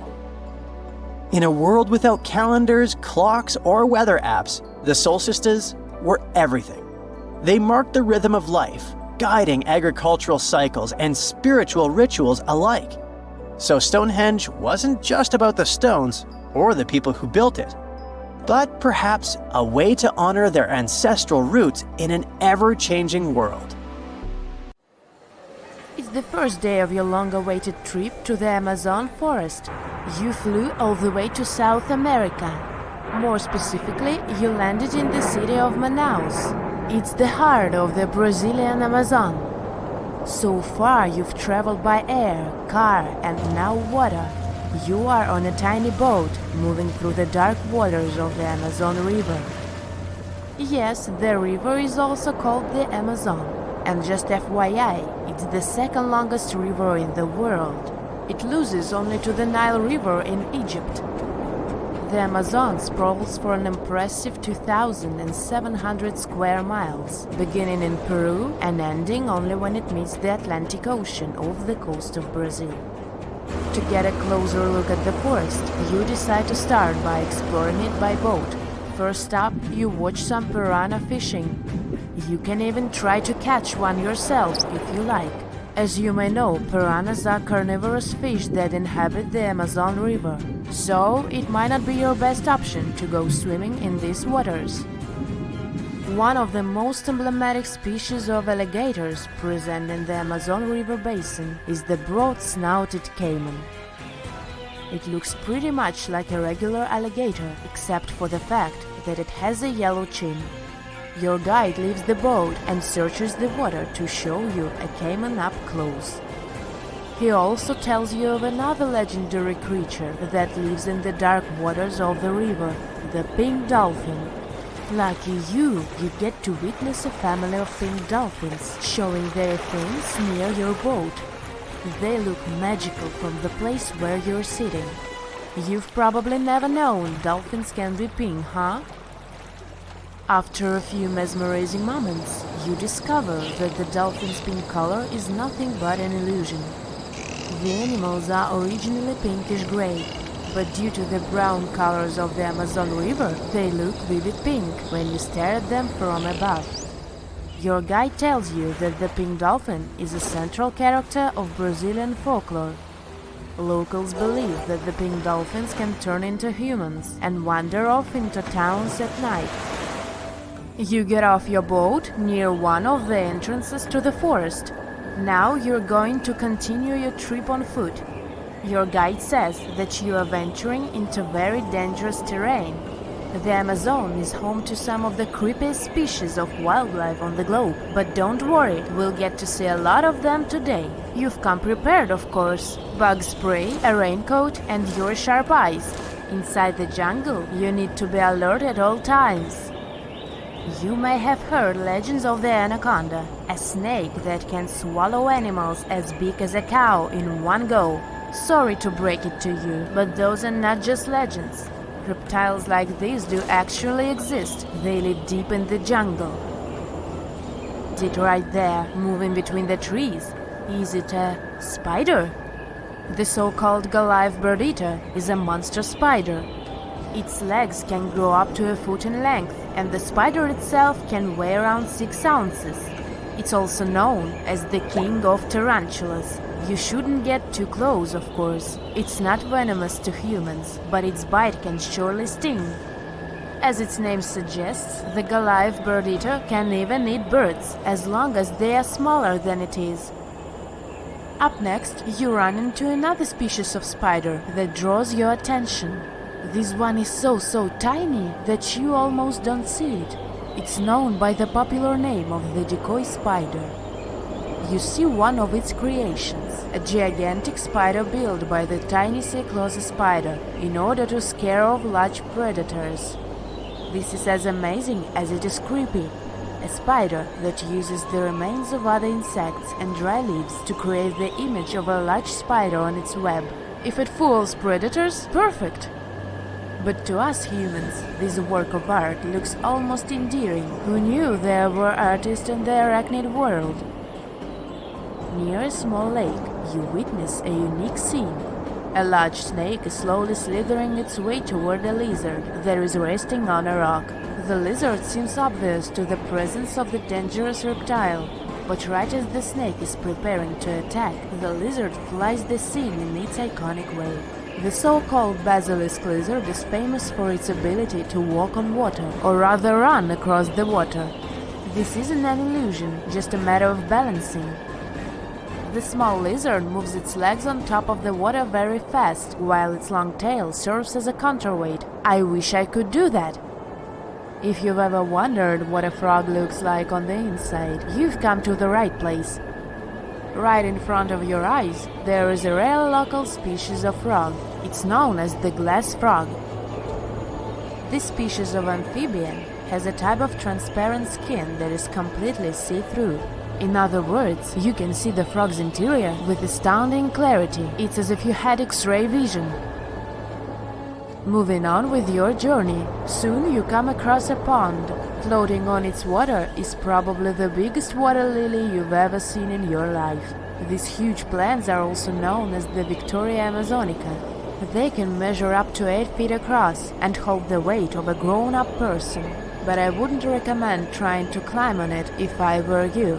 Just cause, you know, it's the Amazon forest we're talking about. The wildlife here is amazing, but the forest itself is also a sight. There are over 80,000 species of plants and trees grown in the Amazon rainforest. In fact, you can find 10% of all the world's wildlife in this jungle. An estimated 400 billion trees grow on the gigantic area the forest occupies. Of course, this place is bound to be biodiverse, right? You won't be able to witness this phenomenon during your trip, but your guide tells you about a unique species of tree that is famous for being able to walk. Yep, you've heard correctly. There are walking trees in the Amazon rainforest. They don't have legs or anything like that, but they do move around in search of better lighting conditions. The Amazon canopy is so thick that only 1% of sunlight can reach the forest floor. Because of this, some trees end up getting less sunlight than others. The so-called walking palm trees seem to be adapted to this situation. They grow new roots, which helps them move for 1 to 2 inches per day. They can walk up to 65 feet per year. Maybe that's what inspired John Ronald Reuel Tolkien to create ants, huh? Those are pretty similar tree beings that roam freely around the world. I kid you not, it's not only wildlife that inhabits the Amazon. Actually, over 30 million people live in the forest. And there are also ancient settlements that scientists believe to have been thriving there. And I'm not talking about El Dorado, that's just a myth. But in 2018, a groundbreaking study showed that up to 1 million people probably inhabited the Amazon, between 1250 and 1500 CE. Can you imagine that? Working alongside local indigenous people, researchers from the University of Florida found several mounds in the Amazon. Besides these mounds, they also discovered interesting ditches and geoglyphs. After mapping all of these recurring mounds, scientists understood that this was a sign of an ancient settlement. They found remnants of carefully designed walls centered around plazas. This could only mean that these ancient cities were big and could host hundreds of thousands of people.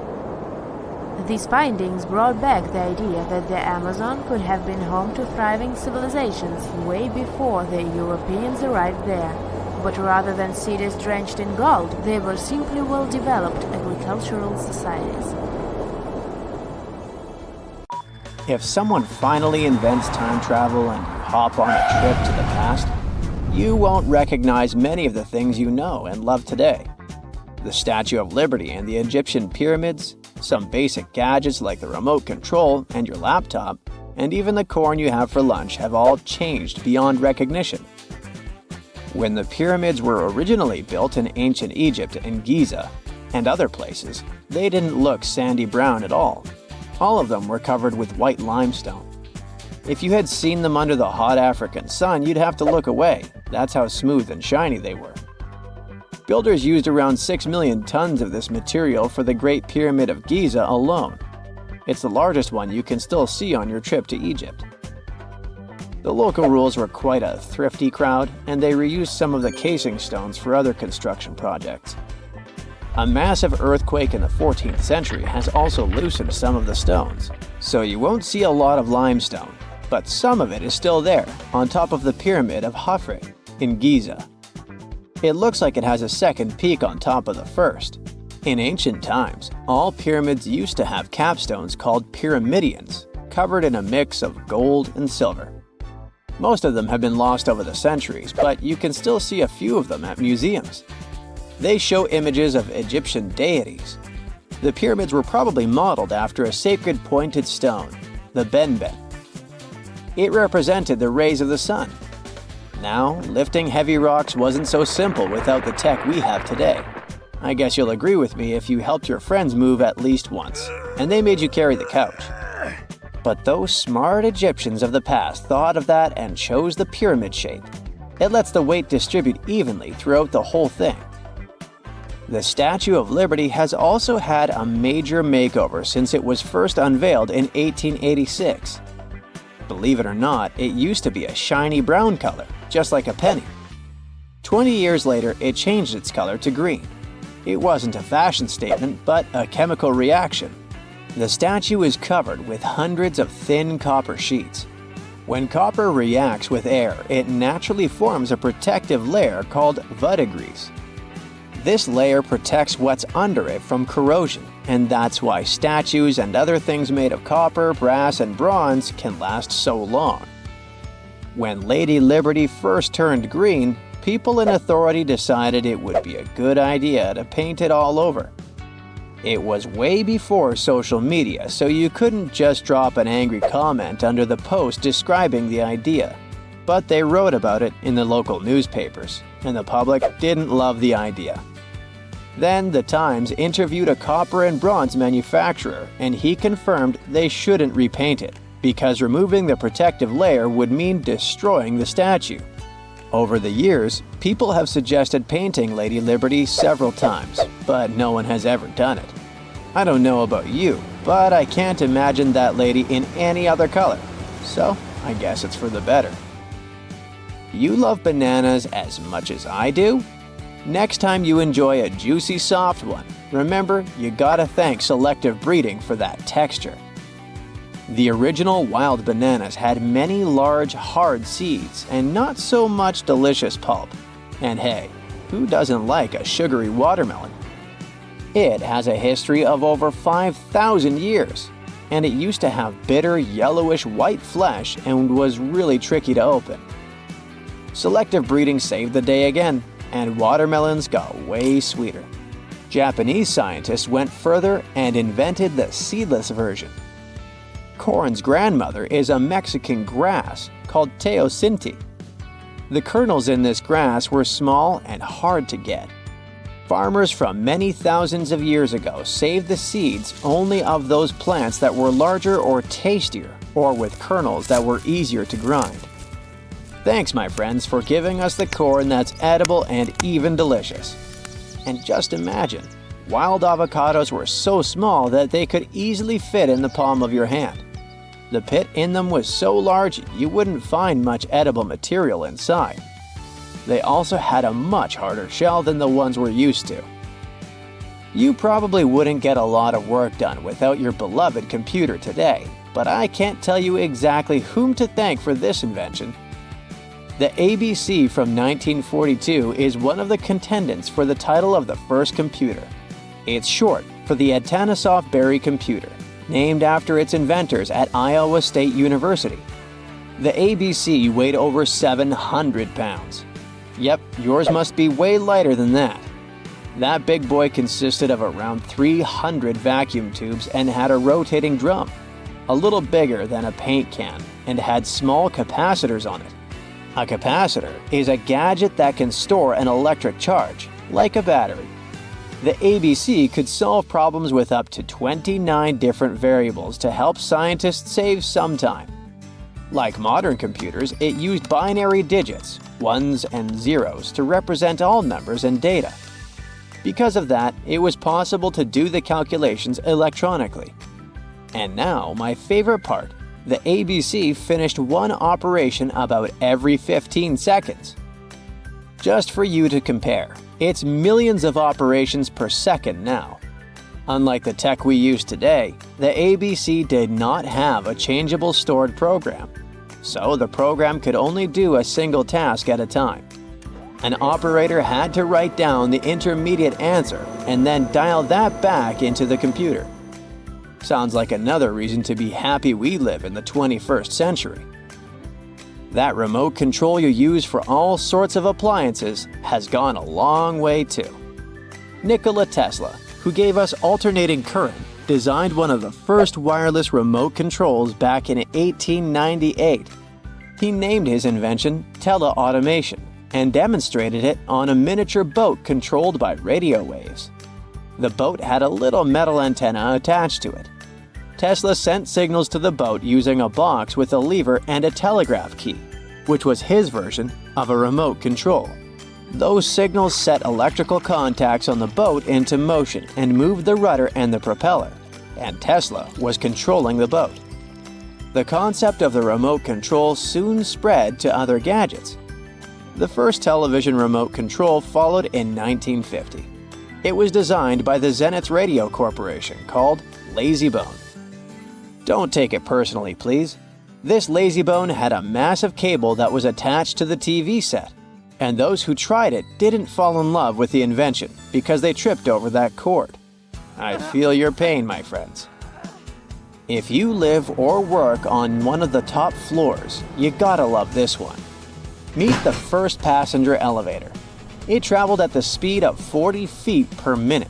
Not the fastest, I know, compared to today's record, which is 40 feet per second. But hey, it was built back in 1857 in New York and was more of a tourist attraction than a necessity. The elevator had a steam engine hidden in the basement of a 5-story building. 3 years later, they shut it down because the public didn't appreciate it. Otis Tufts filed the first patent for a vertical railway around the same time. His invention included an actual car with a bench inside for people to sit on. Sounds like a great spot to hang out with friends to me. What do you say? Then they started adding elevators to luxurious hotels around the world. They were entire rooms with a rich design, upholstered seats and mirrors on the walls, and sometimes even a small chandelier. There was an obligatory operator who'd close the door and the car would start its super slow ascent. It was still more about style than about speed, so I guess I'd choose the stairs. There's this interesting ancient site near St. Louis, Missouri, that a lot of people don't know about. It's called Cahokia, and it used to be a huge city with up to 20,000 people living there back in the 11th century. It's full of these massive earthen mounds that were built by hand, and the biggest one is still there today, at the Cahokia Mound State Historic Site. Even though we don't know everything about this civilization, researchers have been able to piece together some information from the remains they've found. For starters, They found some pretty old teeth at this site. After studying their appearance and structure, scientists suggest that a lot of different indigenous groups lived there. About a third of them came from other areas in the middle of the continent, which they figured out by studying the different levels of various substances in the teeth. And get this, the way the mounds are arranged shows that this was actually a planned-out city, not just a bunch of villages grouped together. The rulers lived on top of the mounds, while everyone else lived in other structures. It's amazing to think that they were doing things like farming, hunting, logging, pottery, and weaving, all within this one giant city.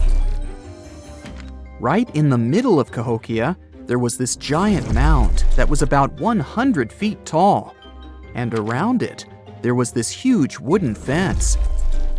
Inside the fence was the city center, which had a big open space called a plaza. Archaeologists think that the plaza was designed to represent the 4 cardinal directions of the world. It was like the people who built it wanted to create a place that was in harmony with the universe. The center of the city was where they held ceremonies and events, and it was such a big deal that people from outside Cahokia would come to be a part of them too.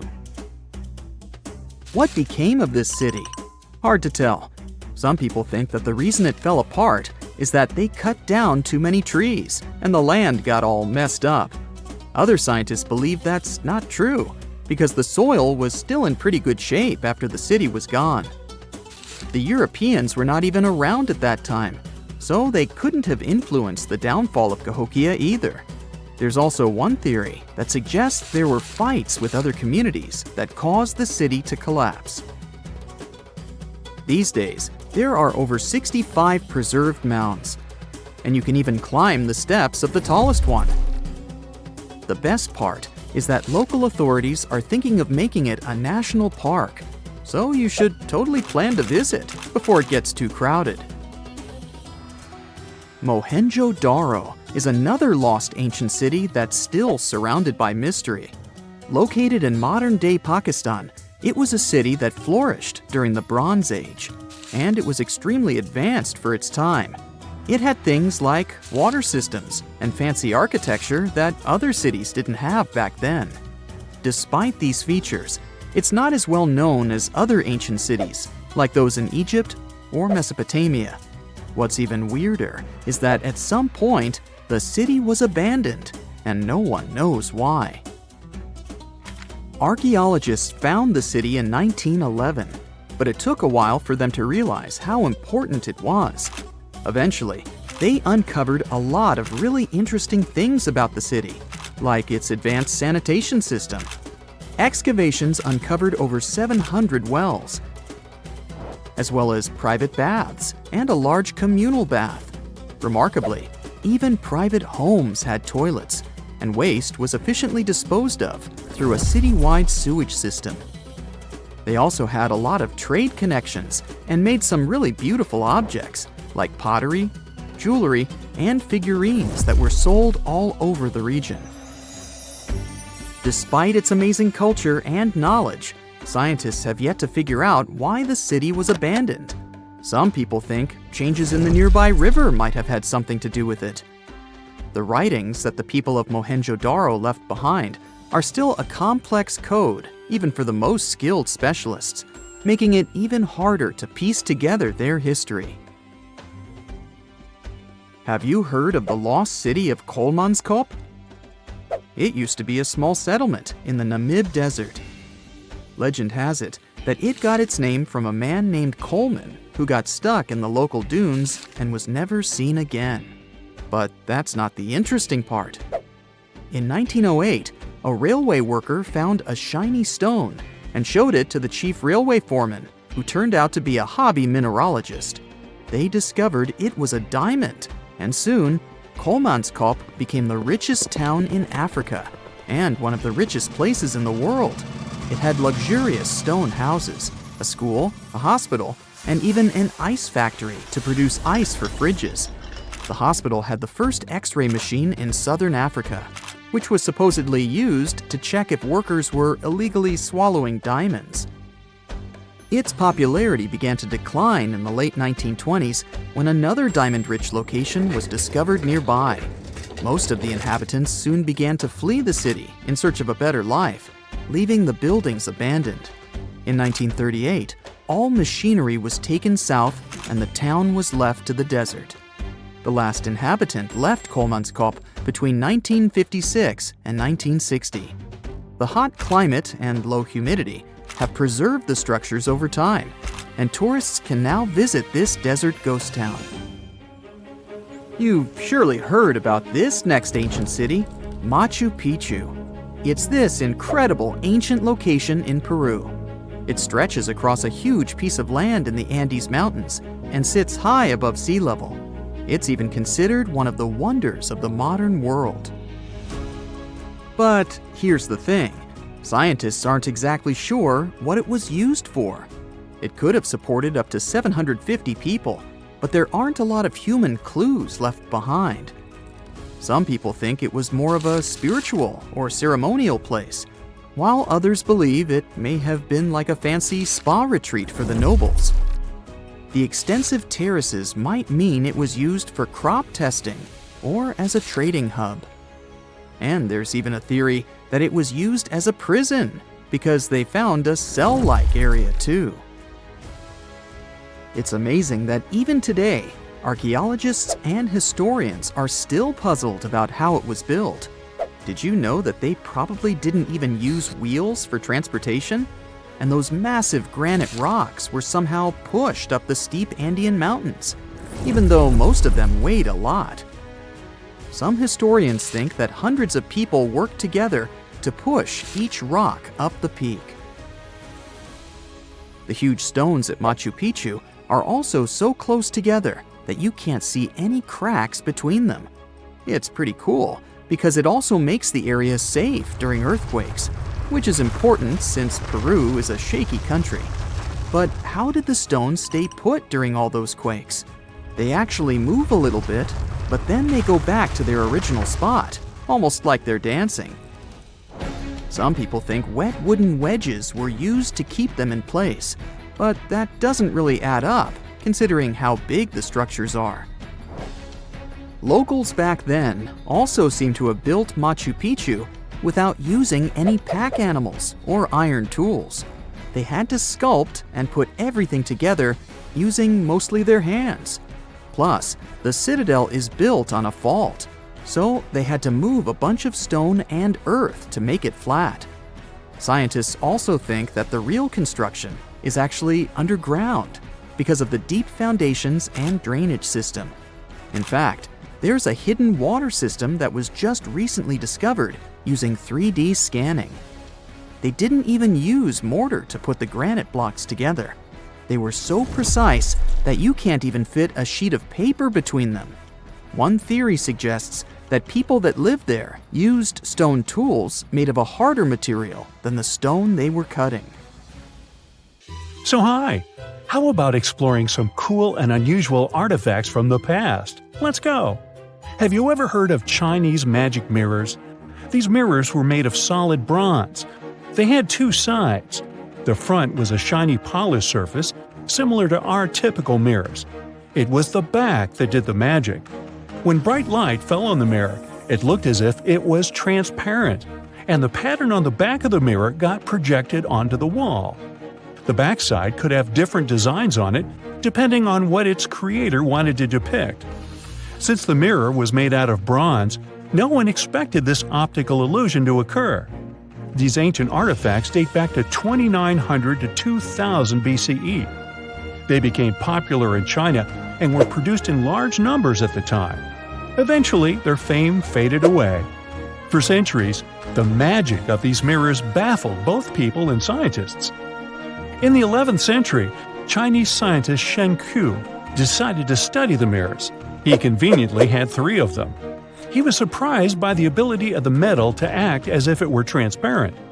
He believed that some tempering techniques created surface wrinkles on the mirror to make it translucent. Yet these wrinkles were imperceptible to the human eye. It turns out he was right. Many scientists tried to decipher the open mirrors over the centuries, but remained clueless. Finally, in 1932, William Bragg discovered that Chen-Q had been right about imperceptible surface wrinkles all along. Every once in a while, people open multiple tabs in a browser and come to a point where there's no room for a new tab. Apparently, this had also been happening long before computers and the internet were invented. Meet the 16th century browser. This is a full-size book wheel. It's kind of a custom-made rotating bookshelf. Gregory Hayworth, a specialist in textual science, says that this tool has a system of epicyclic gears. That means that the book wheel has a working principle like a planetary system. One gear rotates around another. The shelves of the device maintain a constant 45-degree incline that holds the book securely as the giant wheel turns. Back then, people used the tool while writing encyclopedias and editions of classical works. In this kind of work, a person has to have many books open simultaneously so that the information from multiple sources can be gathered easily. Italian engineer Agostino Ramelli is the inventor of this piece of early modern machinery. What if I tell you that sponge divers in Greece accidentally found an ancient computer? They pulled out this artifact from a shipwreck near Antikythera Island in 1901. Scientists called it the Antikythera mechanism and labeled it as the first mechanical computer. The machine looks like a hunk of bronze, but it has some kind of mechanism composed of gears and wheels. So, experts first assumed that it was an astronomer's tool. After an X-ray scan, though, they found out that the instrument was far more complex than they thought. The artifact was meant to calculate astronomical positions, track the 4-year cycle of athletic games, and so on. It contained a box with dials on the outside and had an assembly of gear wheels attached. It's still unknown who built an instrument with this level of artistry 2,000 years ago and why this technology was lost. After seeing how sophisticated the device was, scientists accepted that their perception of ancient Greek engineering wasn't really accurate. Professor Michael Edmonds of Cardiff University admits that based on the knowledge they have, this mechanism shouldn't even exist. Edmonds says the machine is one of a kind and its astronomical calculations are precise. For him, the Antikythera mechanism is more valuable than the Mona Lisa. In 1929, scholars working in Topkapi Palace Museum in Turkey discovered a map. It became famous for being the oldest map showing the Americas. Perry Reese drew this detailed map on a gazelle skin in 1513. He depicted Europe, North Africa, the coast of Brazil, and several islands, such as the Azores and Canary Islands. The most exciting thing is that he created the map only 21 years after Columbus had set foot in the New World. Well, it was new to him.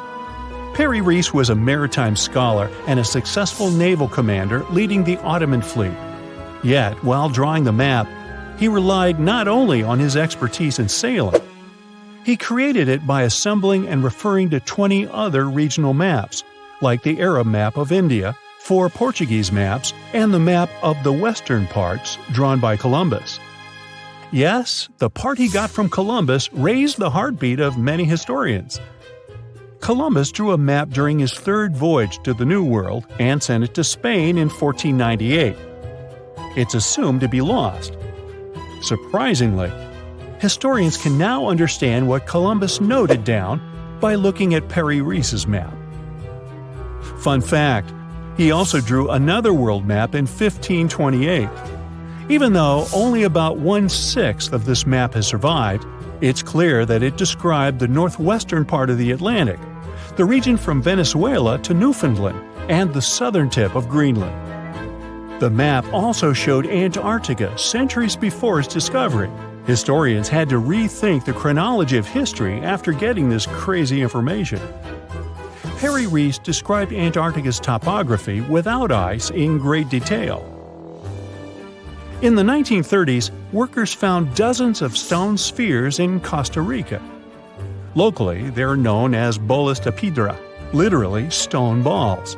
They were made by a civilization lost in time. What's interesting about these balls is their shape. They are perfectly spherical. How ancient people could make such precise shapes is a mystery. The spheres are of different sizes. Imagine a small one, like a tennis ball. Then put another one next to it, 7 feet in diameter. The largest spheres weighed 16 tons. Archaeologists are sure that these balls are human-made. Yet their purpose remains unclear. Some archaeologists claim that the spheres could represent the solar system or could be inspired by various stages of the sun and the moon. Others say that the stone's placement refers to the houses of chiefs. Most of the stone spheres were sculpted from granodiorite. It's a hard rock similar to granite. Experts believe that ancient people used smaller rocks from the same material as tools to shape these spheres. They also think that sculptors probably heated portions of the stones and then cooled them rapidly. This could have helped them to remove the outer layers of rock. Our next one is an ancient battery set found in Iraq in 1936. The set consists of a ceramic pot, a copper cylinder, and an iron rod. At the top, the iron rod is isolated from the copper by asphalt, and both the rod and cylinder fit inside the mouth of the jar. The copper cylinder isn't watertight, so if the pot was filled with a liquid, it would surround the iron rod as well. Archaeologists focus more on the oxidized iron rod because the vessel just needed to be filled with an acid or alkaline substance to produce an electric charge.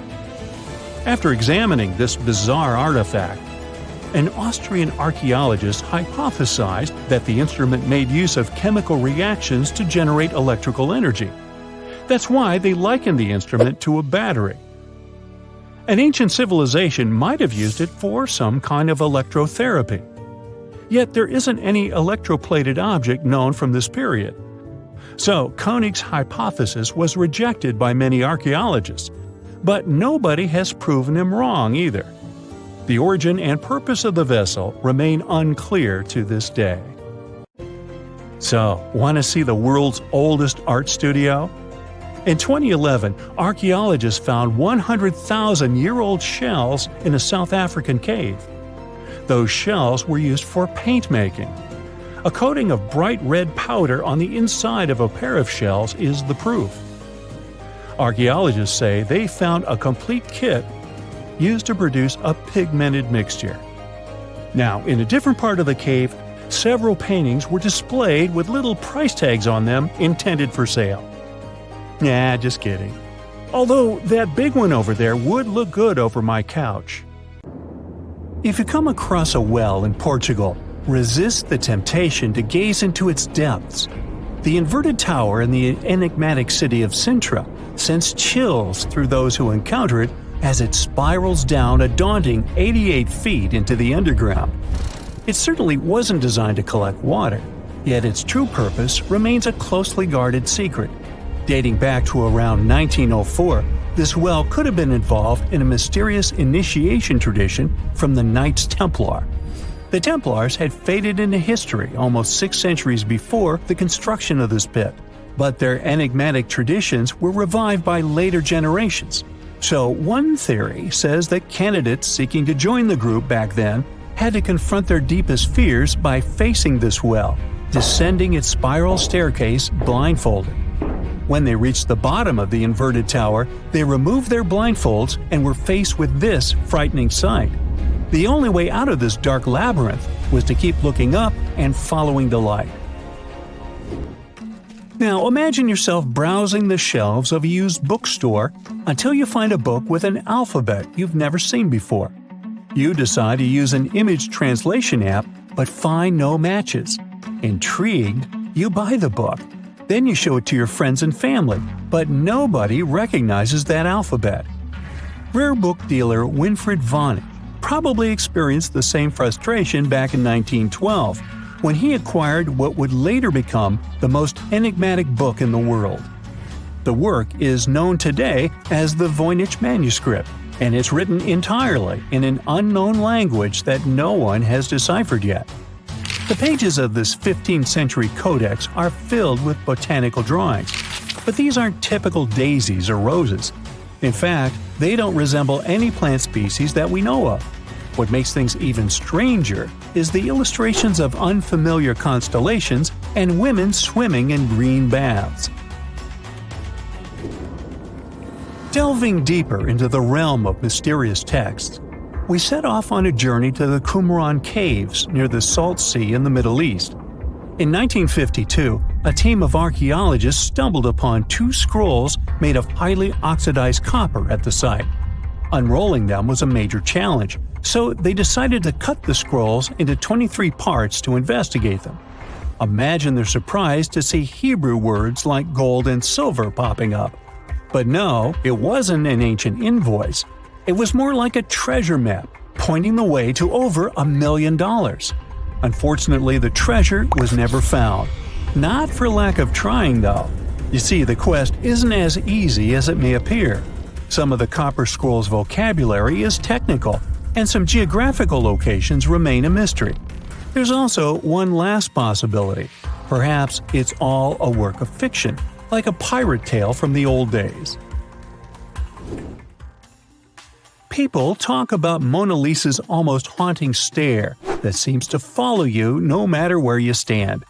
But here's a quick question. Does she have eyebrows? You got it right if you said no, and her complete lack of eyebrows adds another layer of mystique to her gaze. The most common explanation is that beauty standards were different, and perhaps plucking the hairs above the eyes was a thing around 1503. But take a look at other Italian paintings from that time, like La Schiavona or Portrait of a Young Girl. Yep, eyebrows. So, not everyone was entirely pleased with this theory, like French inventor Pascal Cotte.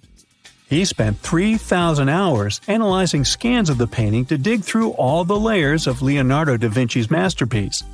Now he claims that the Mona Lisa once had eyebrows, but they disappeared over time due to cleanings and restorations. Some historians, however, still question his findings, which means that Mona Lisa's style, or lack of it, remains an unsolved mystery. So, you decide to travel to Rio de Janeiro, and everyone tells you that Sugarloaf Mountain is a must-see. When you spot the mountain from a distance, you realize that the stone has a cavity. But around noon, the whole view changes. The shadow in that cavity takes the shape of a bird, an ibis to be precise. A local legend links this bird shape to the ancient Egyptian deity Thoth, as if the ancient Egyptians once visited Rio de Janeiro and were somehow inspired by the natural phenomenon. But it's probably just a big coincidence. I mean, literally. The real mystery, however, lies in the waters around Sugarloaf Mountain. In the 80s, archaeologist Robert Marks got a tip from locals about a treasure hidden beneath Guanabara Bay. He dove in and found quite a few Roman amphorae. You know, those ancient vases with 2 handles? His discovery could potentially provide evidence of a Roman shipwreck that might have reached Brazil 17 centuries before the Portuguese even set foot there. However, he couldn't proceed with his research, and to this day, the idea of the Roman presence on Brazil's coast remains uncertain. The true location of Cleopatra's tomb isn't the only ancient Egyptian mystery. Many secrets are carved into the walls of ancient structures, like in the Temple of Seti I. Take a close look at this hieroglyph, and you'll notice that it resembles a modern-day helicopter. Look to the right, and you'll see an engraving that looks like a submarine. Odd, right? The most reasonable explanation for this has to do with the legacies of different rulers. When a new pharaoh came to power, they had their own hieroglyphs added over the original ones. But this is still a topic of debate, as some Egyptologists believe that these mysterious hieroglyphs may represent some kind of ancient technology. The same applies to the Dendera light. The image found in the underground passageway of the Hathor Temple is a subject of significant controversy in Egyptian history. Some researchers suggest that the inscription simply represents a rising sun, while others interpret it as evidence of some kind of modern lighting system. And it does indeed resemble Crookes' tube, one of the early experiments with electrical discharges. Although there's no concrete evidence of ancient Egyptians having modern electricity, some historians believe that this theory could help explain why many discovered tombs don't have any residues left behind from the use of oil lamps or candles. A lot has been said about the mysterious pyramids of Egypt, but many people tend to forget that other inexplicable structures had already existed even before them. Our next stop takes us to Turkey. The top of a hill known as Göbekli Tepe, near the city of Urfa, holds an ancient secret. It features more than 20 circular stone enclosures dated back over 11,000 years. Many of these have heavily carved stone T-shaped pillars adorned with eerie human figures with folded hands. The most accepted theory is that it's the world's first temple, likely used for rituals or social events. But the greatest mystery lies in how it was built, as this site existed before the domestication of animals or the use of metal tools. So the construction must have been very difficult, challenging our understanding of the historical timeline. Now, I hope you're not afraid of heights, because we're about to take a flight over the Nazca Lines. You've probably already heard about these massive, mysterious drawings etched into an arid region of Peru. They come in many different shapes, like a spider, a monkey, and even a Google-eyed ET that is probably just a fisher. Anyway, this story got some fresh chapters in 2022 when an additional 168 new drawings were discovered. The original ones could only be seen from the air, but these new ones are much smaller and can be observed from the ground. However, one thing they have in common is that their purpose remains totally unclear.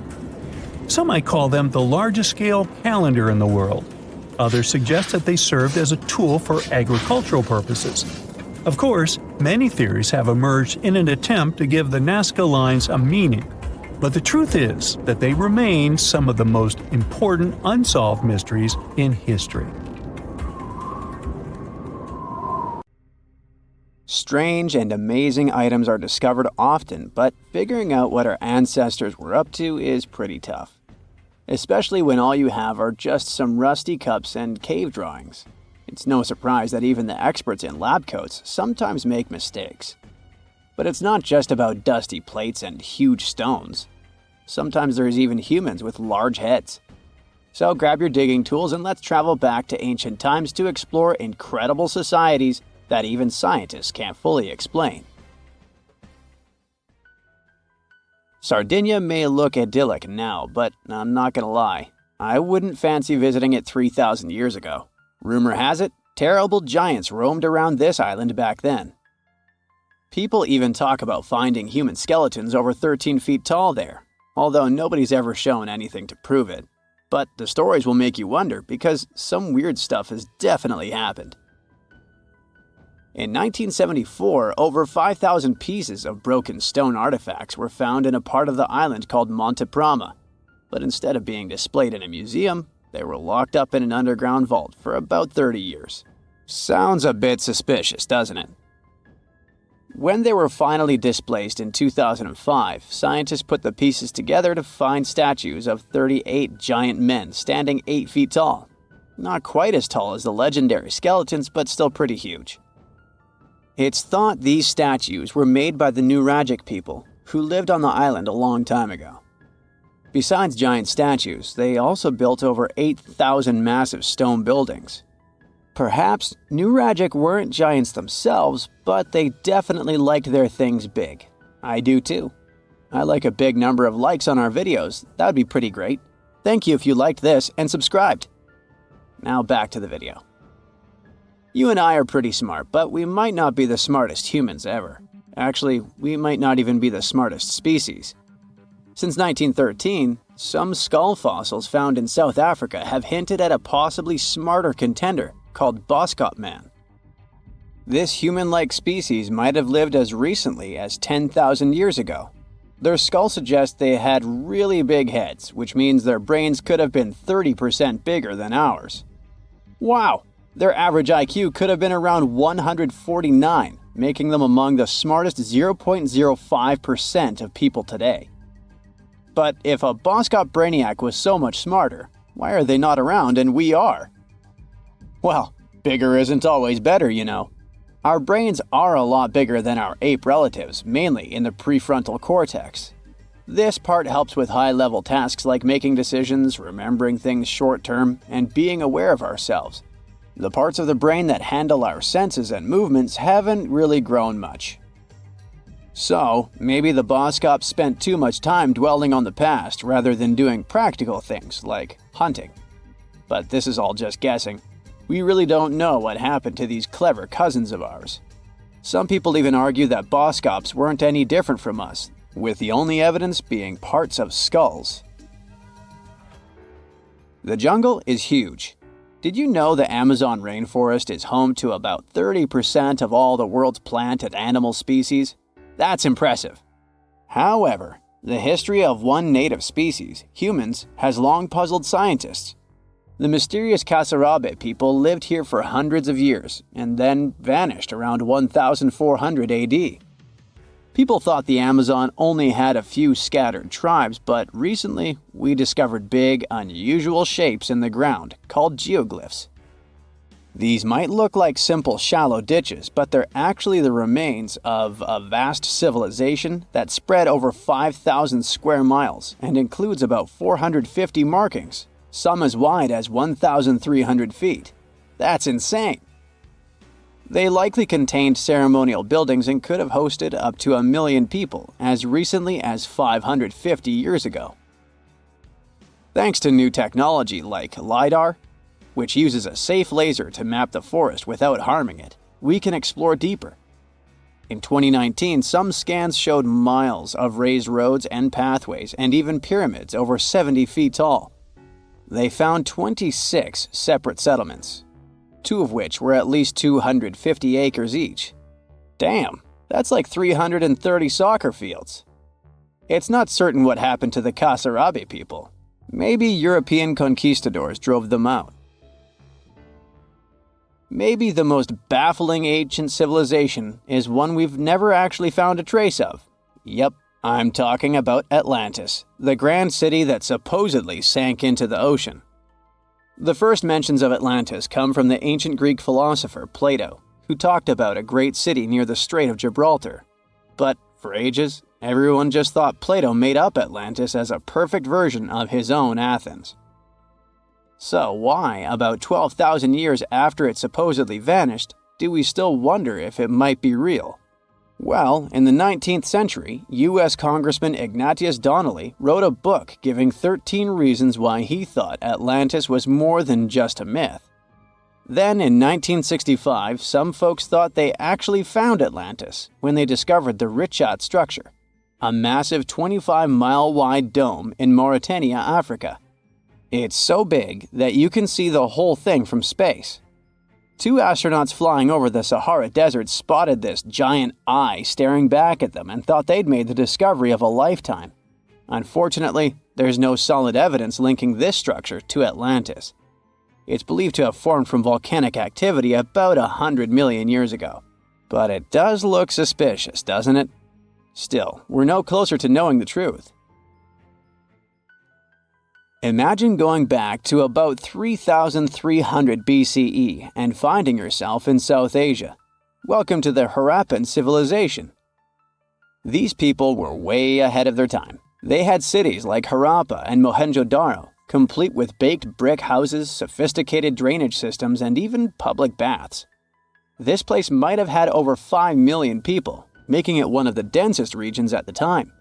They also invented a system of standardized weights that was incredibly useful for traders. And trading they did. These people had connections stretching all the way to the Middle East, thanks to their great skills in metallurgy.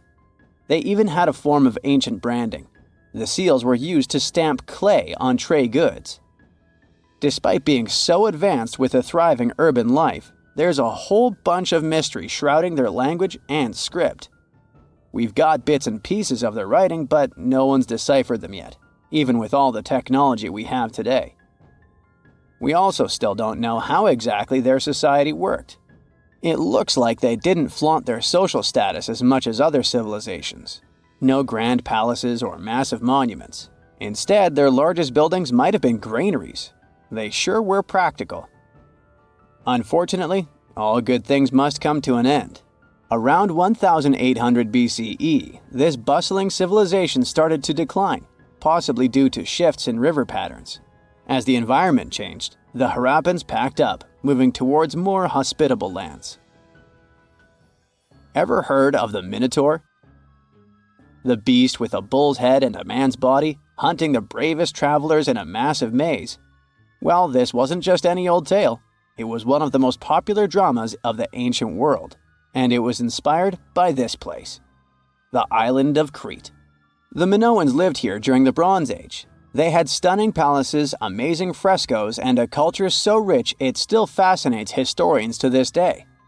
They built places like Knossos, which was so complex with its multi-story buildings and elaborate hallways that it might have inspired the whole labyrinth myth. Their engineering was so ahead of its time that even their drainage systems were more advanced than what many of us have today. Let me know in the comments which of these stories you find the most fascinating, and thanks for watching.